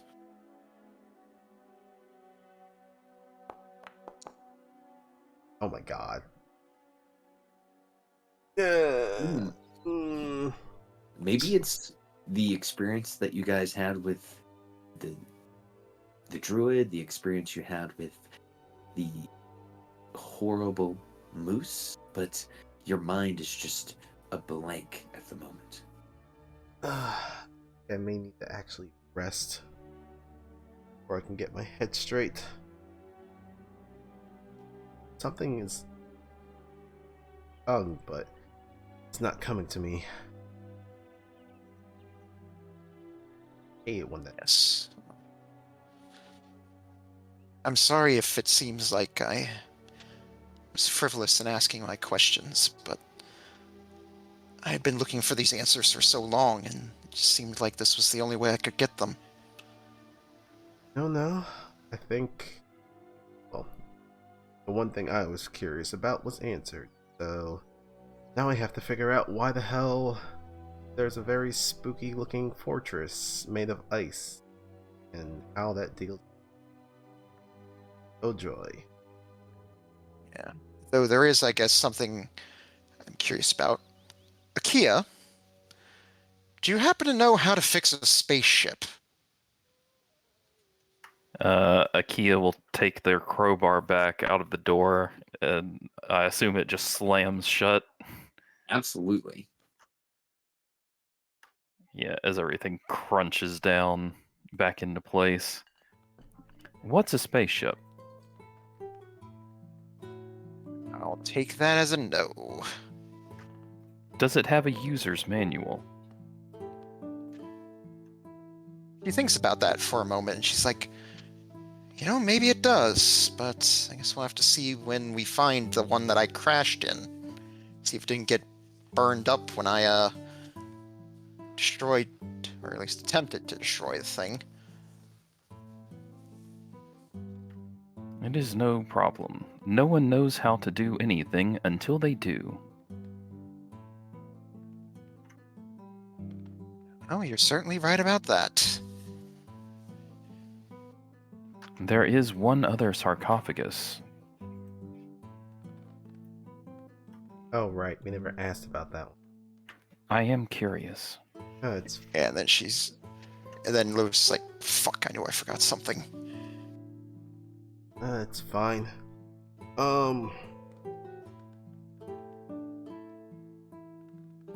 Should we try to activate or deactivate the defenses?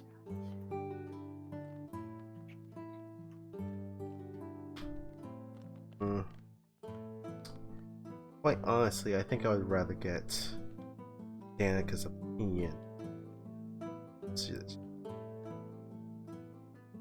A little bit too deep. Then we should make our way back to town.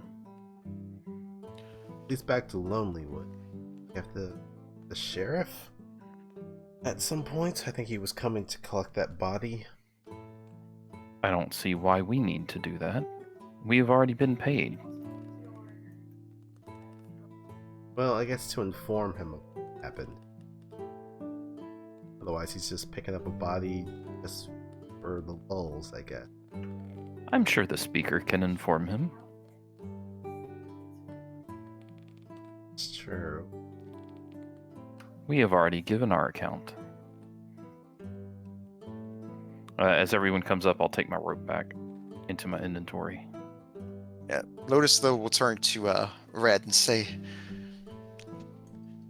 "It's up to you. You're free to do as you wish.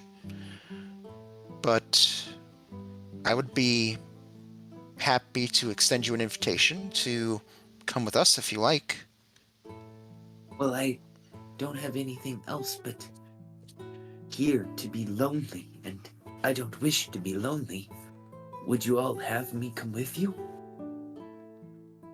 Yes, but just give Gaiman some distance, and I'm sure he'll come to trust you in time. But just don't force it.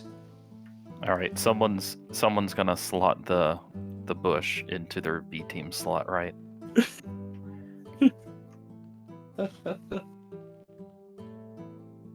The bush has joined your guys' party. I say we give it to Raylan. I think Raylan's gonna be a B team member too. Yeah, I mean, at the moment, Look. as I still have to reach out to Phil to see when they can come back, and until then, their PC will be a B team member. Look, I'm saving my slot for Master Watto, okay? You have two. Oh, do I Phrasing. now? Phrasing. I've seen that video like that before. Yeah, you guys. Seriously, we're not doing phrasing anymore. Is it not a thing? So how that will work? Because you guys have now unlocked your first B team member, the Bush. Wow. Uh, Of all the NPCs we met so far, the first one's the bush.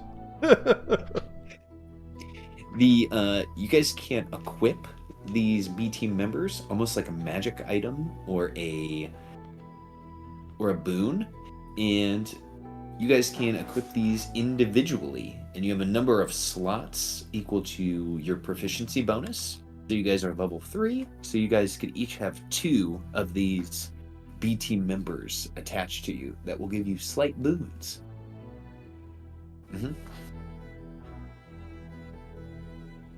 So I will need to create the magic B team member power of the bush. Okay, so OOC, who's gonna slot the bush? All right. Well, I guess since it was my idea and you said we get an equal proficiency bonus, I'm fine with letting Lotus take it. Unless somebody else wants it, then I'll let you have it. I think Gaiman would be most appropriate, but I'm fine either way. What? The bush? Yeah, you don't have to get along with your slotted B team member. You just have to have a strong relationship, and you certainly do. That's not a relationship. That's antagonistic. He I doesn't think trust the bush. He's that convinced the counts. bush is evil. That counts. It's No, an it doesn't. antagonistic relationship That's is still a RP. relationship. That's still a relationship. That's fine. Yeah, I'll Lotus take it. It's fine.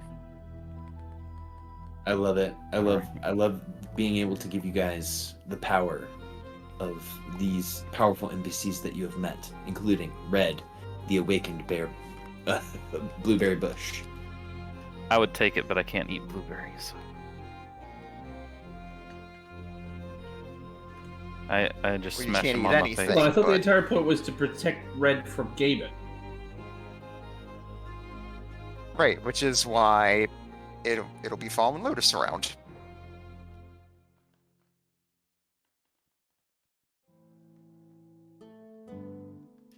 Yeah, which does beg the question.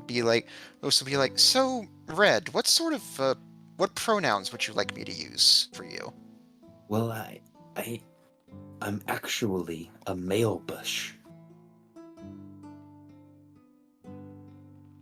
So I guess you could say he, him. Wait, that's actually a thing. Plants? I don't know about blueberry bushes, but some plants definitely do have genders. Oh, It depends on the plant, but yeah, that is right. Blueberries have both male and female organs on the same flower. So I guess it would be this bush is both a male and female. I thought incorrectly that they were as both male and female plants. So they would say that instead. Excuse me. So you can call me they. Very well. I mean, that's usually what we use when we're talking to IKEA.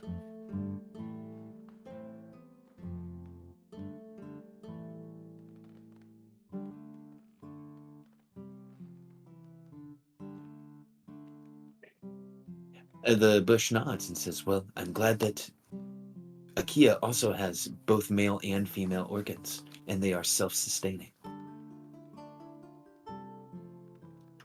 I have neither. Self-sustaining, yes, but organs, I don't think so. You have both. I have neither.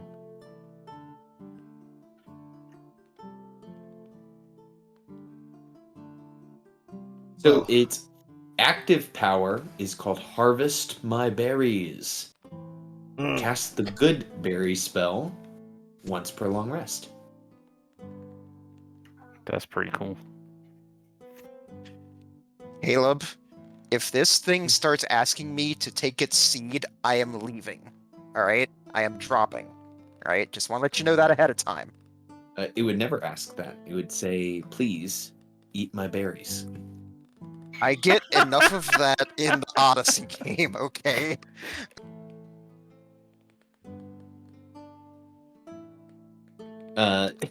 Yes. We have a player in the Odyssey game, Nopal. He has a magical ability where he can give people his healing seed. And of course, because he is very mature, he says, "Taste my seed and be healed." No, it's like you need to put the right inflection on it. He holds out his hand and goes like, "Take my seed." Mhm, mhm. Does he then start singing sexual healing? He does not. Don't go giving him ideas. But he. Hey, he- Noble, you should add singing sexual healing to the repertoire. Well, now it's on the internet, so if he watches this video, he'll see Is it. is no one going to take ice? Is no one going to try and get Icewind Dale to come with us to like get the iron? Nah, I'm good. All right, I guess Icewind Dale can go back to town with some moose meat, and I guess we're gonna. Well, no, Dale is supposed to be on Gaiman's back while he's like feverishly Yeah, doing but push-ups. that doesn't last forever. What does Dale want to do? Well, Dale is asking you guys about the other sarcophagus. Like, what should we do with it? It's just standing over there mocking me. Me, it's mocking. It's like, Everything what mocks is him. it? What is it? What could it be? What's inside it?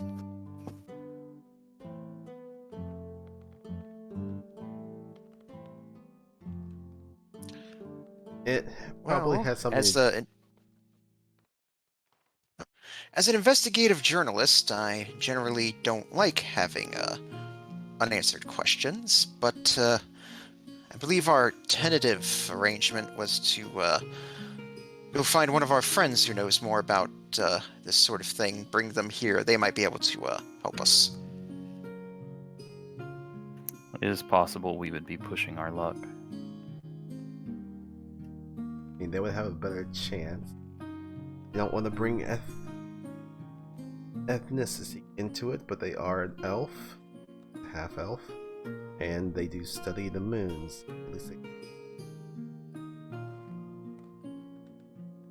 So they're far better qualified than most.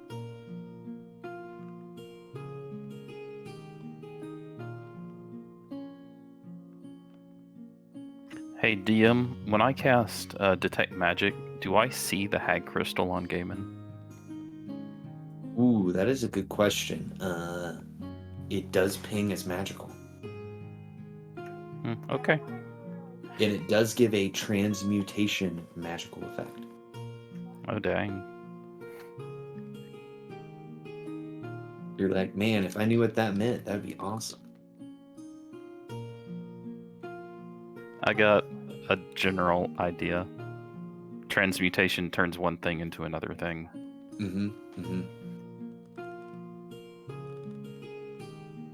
So, party, do you guys go to look at the other sarcophagus?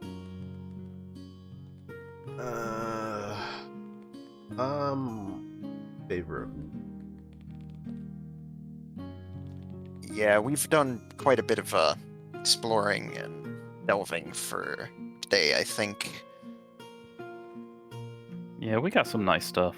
We're really gonna push it, I don't think, right now. Icewind Dale will continue acting as a weighted backpack for Gaiman, and the bush will be happy to hug onto Lotus's leg as you all can head back into the Lonely Wood Forest and head back. I'm just imagining this being like, was it Luke with Yoda and Dagobah?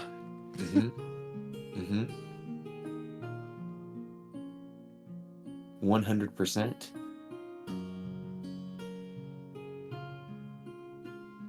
Dale's All right. scrawny, weighs just as much as Yoda would. We come across 5 polar bears that maul us. Yeah, so you guys head back into the forest, and Dale, once again, is going to act as your guys' guide to find your way out of the forest. But I will need a character to give me a survival check to get yourselves out.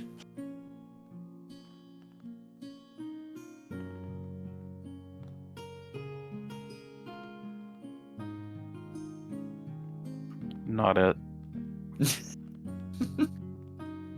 I have nothing in survival, so someone else can. I got a 0. A +3, but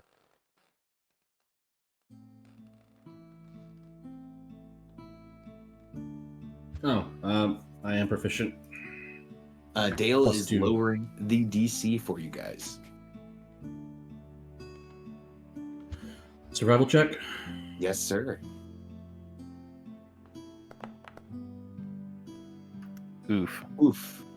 Oof. Okay. So, give me one moment here.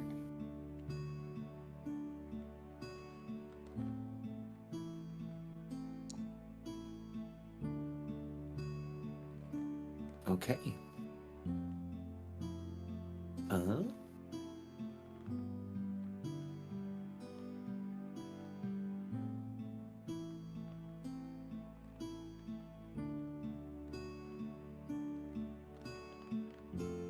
So, Gaiman, you are leading the party through the Lonely Wood Forest with Dale trying to point out the correct directions, but something about your activities in the past few hours has disrupted your mental faculties.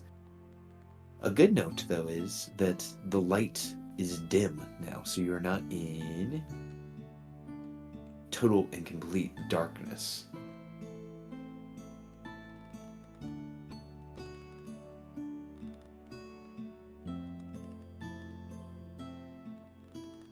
It is not too long before you notice that you are moving almost in circles in the woods, lost among the identical evergreens and the howling wind has not let up. Perhaps all the hag crystal Gaiman has been imbibing has somehow altered his sense of direction.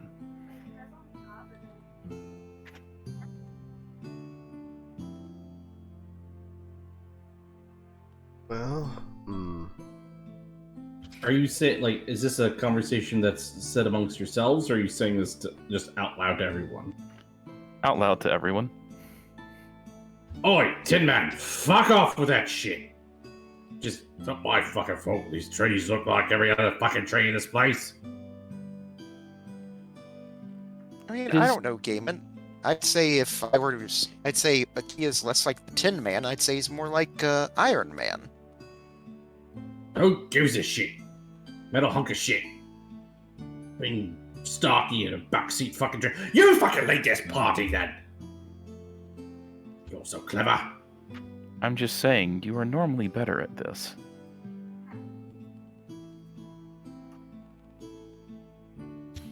Listen, we had a bunch of trouble with a fucking moose, a fucking druid, and just fucking fucked. And we still got this fucking evil bush with us. Hello. Evil eye.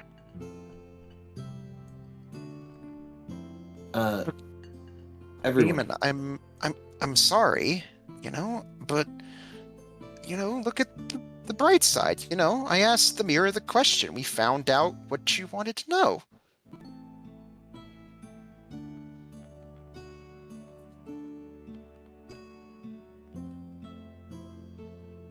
That's neither here nor there, and none of your goddamn business for me to deal with. And it still doesn't change the fact we've got an evil bush in tow. I'll hear that. I hear something. Sounds like a person howling. That definitely doesn't sound like a wolf. We'll get in a defensive perimeter because we cannot outrun wolves. Okay. Everyone should get back to back. Gaiman is going to let out a roar and try and intimidate the incoming wolves, because he has just fucking had it with this day. Are you setting a fire to... Yeah, to serve as like one side of our formation. So Sure. like Akia's on one side, Gaiman's on the other, Fire's on the other, so that the squishier people can be sort of in the middle. Critical 20 in my attempt to intimidate. Yeah, so you're you set an intimidation here pretty high, and let me I'm just working on something here. So the wind has become even more bitter and cold. The sound, and maybe it's chilling for some of you, exciting for others, of wolves howling and baying is coming through the trees, through the canopy. Among the wood, you can see glowing red eyes. Oh no. Oh, fuck. And you let out this brutal roar, Gaiman, that is recognized by your DM. And give me just one moment here. I'm almost there.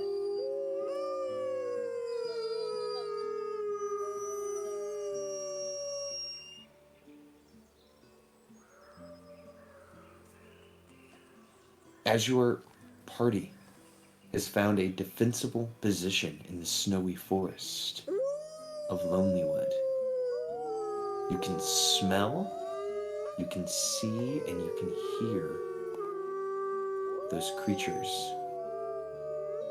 coming towards your position. Let me just view the scene real quick. Okay. Let me put you guys on the scene.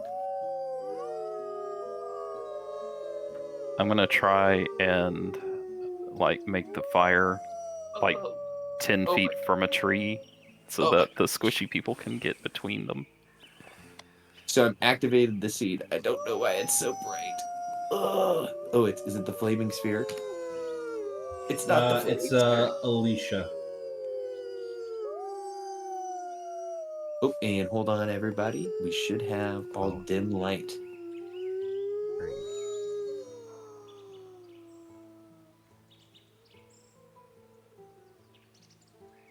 There we go. Oh, and just so that we set the ambiance here, the light is dim. Ooh, I like how that looks.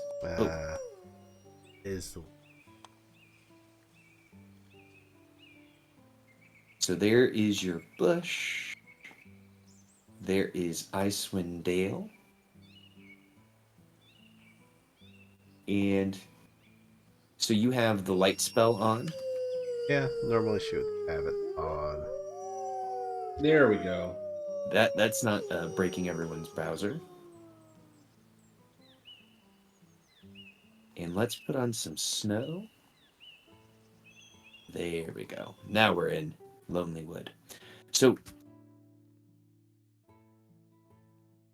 like I described, wolves are snapping in and out of the trees.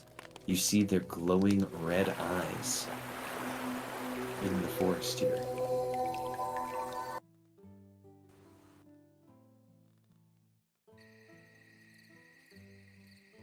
You feel their primal instincts showing off as they don't come closer yet from that display from Gaiman.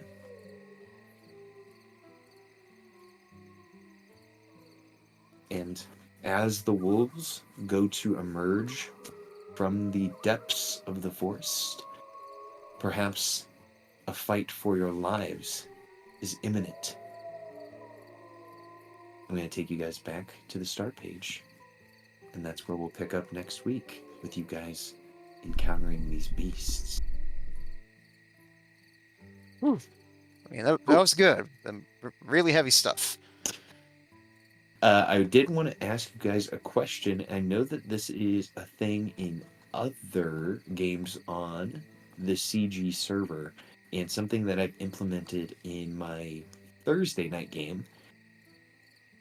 The switch from 5e base fear to Pathfinder 2 fear is one that I would really like to make because I love how it is implemented. Thoughts about that, everyone? I don't know what that is.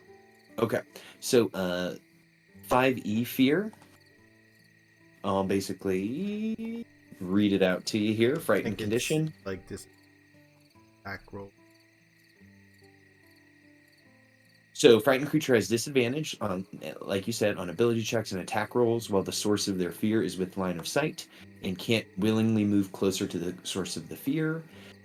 Someone pointed out to me that if you close your eyes, you are no longer affected by most of that. So it is kind of... It also doesn't affect spellcasters, heavily affects marshals. Pathfinder 2e fear.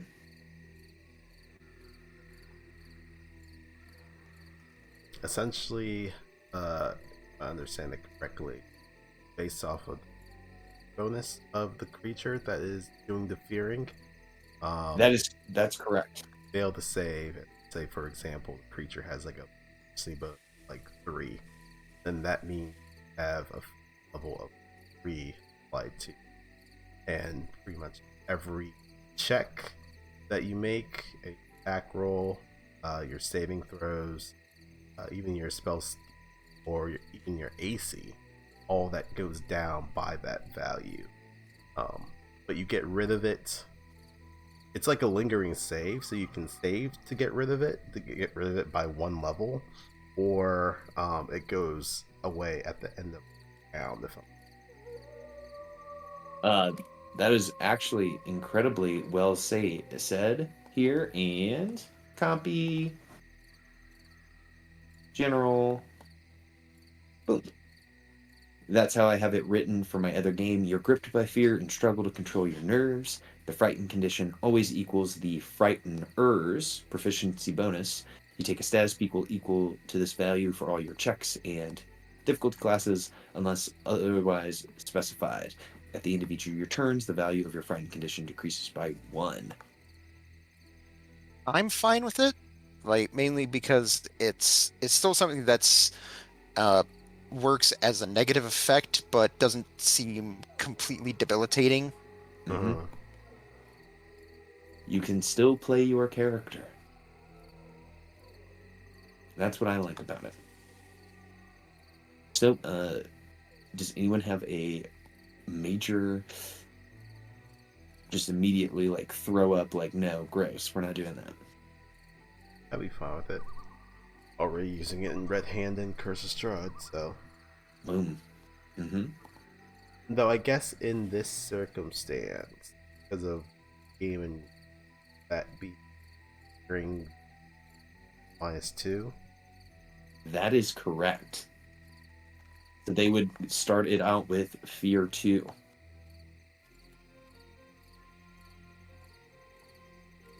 So, Gaiman, you're hitting them with a frightened effect of -2 there. So that would affect all of the wolves heavily. Cool. Mm-hmm. Also, I was thinking this would give what you did a mechanical benefit as well. It doesn't sound like anyone has a major issue with it, so I will migrate that effect over. Before we close up shop, does anyone have any questions, comments, concerns, critiques, anything like that before we all exit for the evening? No, I'd say there was some heavy stuff in there, but I think you handled it very well. Mm-hmm. Mm-hmm.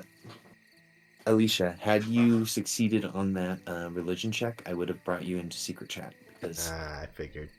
Mm-hmm. I had an idea, but I think yeah, she's a bit tired. Mm-hmm.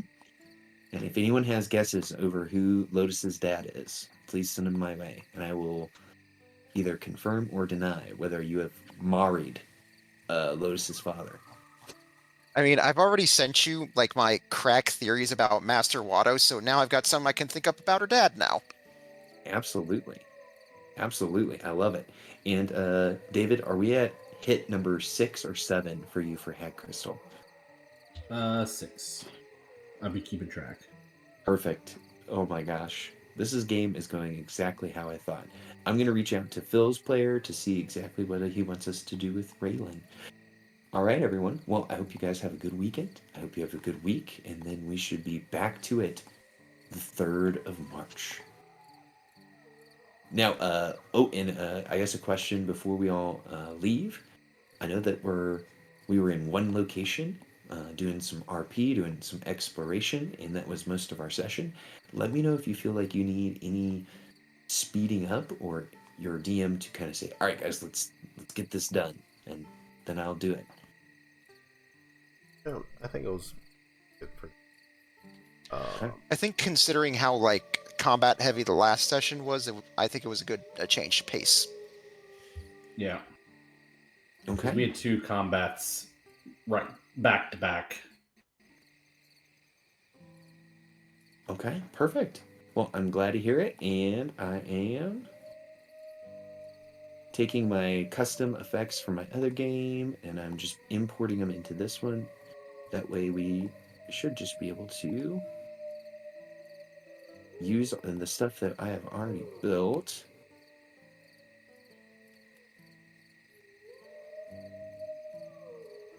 So we should already have now fear into the game.